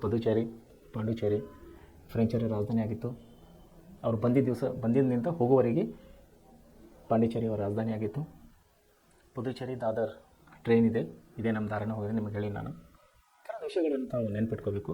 ಇದು ಸಾಮಾನ್ಯ ಜ್ಞಾನ, ಒಂದು ಜನರಲ್ ನಾಲೆಜ್. ಇದು ನಿಮ್ಮ ವಿಷಯ ಕೂಡ ಸಂಬಂಧಪಟ್ಟಿದ್ದಿದೆ. ಇದು ವಿಷಯ ನಿಮ್ಮ ಮುಂದೆ ಕೂಡ ತುಂಬ ಹೆಲ್ಪ್ ಆಗುತ್ತೆ. ಸೊ ಇಲ್ಲಿವರೆಗೆ ನಾನು ಹೇಳುವಂಥ ಪಾಠಗಳು ತಾವು ಒಳ್ಳೆಯ ರೀತಿಯಲ್ಲಿ ಕೇಳ್ಕೊತೀನಿ ಅಂತೀರಿ. ನಾವು ಕೇಳ್ಕೊಂಡ ಮೇಲೆ ನಿಮಗೆ ಯಾವುದೇ ರೀತಿಯ ಸಂಶಯ ಇದ್ದರೆ, ಯಾವುದೋ ಒಂದು ಡೌಟ್ಸ್ ಇದ್ದರೆ ತಾವು ಈ ಕಮೆಂಟ್ಸ್ನಲ್ಲಿ ಅಥವಾ ನಮ್ಮನ್ನು ತಿಳಿಸಿರಿ. ನಾವು ನಿಮ್ಮ ಸಂಶಯಗಳನ್ನು ಕ್ಲಿಯರ್ ಮಾಡ್ತೇವೆ. ದಯಮಾಡಿ ತಾವು ಓದಬೇಕು, ಒಳ್ಳೆಯ ರೀತಿಯಲ್ಲಿ ಓದಬೇಕು, ವಿಷಯಗಳನ್ನು ಒಳ್ಳೆಯ ರೀತಿಯಲ್ಲಿ ನೆನಪಿನಿಟ್ಕೋಬೇಕು. ಯಾಕಂದರೆ ಇವತ್ತು 10th ಆದಮೇಲೆ ನೀವು ಮುಂದೆ PUCಗೆ ಕಾಲೇಜಿಗೆ ಬರೋರಿದ್ದೀರಿ. ಈ ವಿಷಯಗಳು ಇನ್ನೂ ಡೀಪಾಗಿ ಹೋಗ್ತವೆ. ಇಲ್ಲಿ ನಾವು ಓದುವಂಥ ವಿಷಯಗಳು ಇನ್ನೂ ಆಳವಾಗಿ ಅಧ್ಯಯನ ಮಾಡುವಂಥ ಒಂದು ಪ್ರಸಂಗ ನಿಮಗೆ ಬರುತ್ತದೆ. ತಾವು ಸೈನ್ಸ್ ಮತ್ತು ಕಾಮರ್ಸ್ಗೆ ಹೋದರೆ ಸ್ವಲ್ಪ ಕಡಿಮೆ ಆಗ್ಬೋದು ನಿಮಗೆ. ವಿಶೇಷವಾಗಿ ತಾವು ಆರ್ಟ್ಸಿಗೆ ಬಂದರೆ ನಿಮಗೆ ಈ ವಿಷಯಗಳನ್ನು ತುಂಬ ಡೀಪಾಗಿ ಹೋಗಬೇಕಾಗುತ್ತೆ. ಅಂತ ಹೆದರ್ಕೊಳ್ಳೋದಂತೇಳಿ ಏನಿಲ್ಲ. ಅಂತ ಹೆದರ್ಕೊಳ್ಳೋದು ಯಾವುದೇ ವಿಷಯಗಳಿಲ್ಲ. ನಮ್ಮ ದೇಶ, ನಮ್ಮ ಸ್ಥಳಗಳು, ನಮ್ಮ ವ್ಯಾಪಾರ, ನಮ್ಮ ಸಂಸ್ಕೃತಿ, ಅದ್ರ ಬಗ್ಗೆ ನಾವು ಇನ್ನೊಂದು ಸಾರಿ ರಿವೈಸ್ ಮಾಡ್ತಾಯಿದ್ದೀವಿ. ಇದು ನಿಮಗೆ ನಿಮ್ಮ ಭವಿಷ್ಯದ ದೃಷ್ಟಿಯಿಂದ ಈ ವಿಷಯಗಳು ತುಂಬ ಪ್ರಮುಖವಾಗಿದೆ. ತಾವು ನಿಮಗೆ ಫಸ್ಟ್ ಏನು ಹೇಳಿ ನಾನು, ನಮ್ಮ ದೇಶದಲ್ಲಿ ಇರುವಂಥ, ನಮ್ಮ ರಾಜ್ಯದಲ್ಲಿ ಇರುವಂಥ ಪ್ರಮುಖ IAS ಅಧಿಕಾರಿಗಳು ಅಂದರೆ DCಗಳು, ಜಿಲ್ಲಾಧಿಕಾರಿಗಳು BA ಡಿಗ್ರಿ ಓದಿ ಬಂದಿದ್ದಾರೆ. ಗೂಗಲಲ್ಲಿ ತಾವು ಚೆಕ್ ಮಾಡ್ಬೋದು. ಓದಲು ಕೂಡ ಈಜಿ ಇದೆ, ಕನ್ನಡ ಮೀಡಿಯಮ್ ಇದೆ. ಸ್ವಲ್ಪ ಡೀಪಾಗಿ, ಸ್ವಲ್ಪ ಕಾನ್ಸ್ಟೆಂಟ್ ಕೊಟ್ಟು ದಿನಕ್ಕೊಂದು 2-3 ತಾಸು ತಾವು ಸ್ಟಡಿ ಮಾಡಿದ್ರೆ ತಾವು ನಿಜ ಜೀವನದಲ್ಲಿ ಯಶಸ್ವಿ ಆಗ್ತೀರ ಅಂತೇಳಿ ನನ್ನೊಂದು ನಂಬಿಕೆ ಇದೆ. ಸೊ ಇಲ್ಲಿ ಇವತ್ತಿಂದ ನಾನು ಪಾಠನ ಮುಗಿಸ್ತೀನಿ. ನಾಳೆ ಕರ್ನಾಟಕ ಯುದ್ಧಗಳ ಬಗ್ಗೆ ನಾವು ಅಭ್ಯಾಸ ಮಾಡೋಣ. Thank you.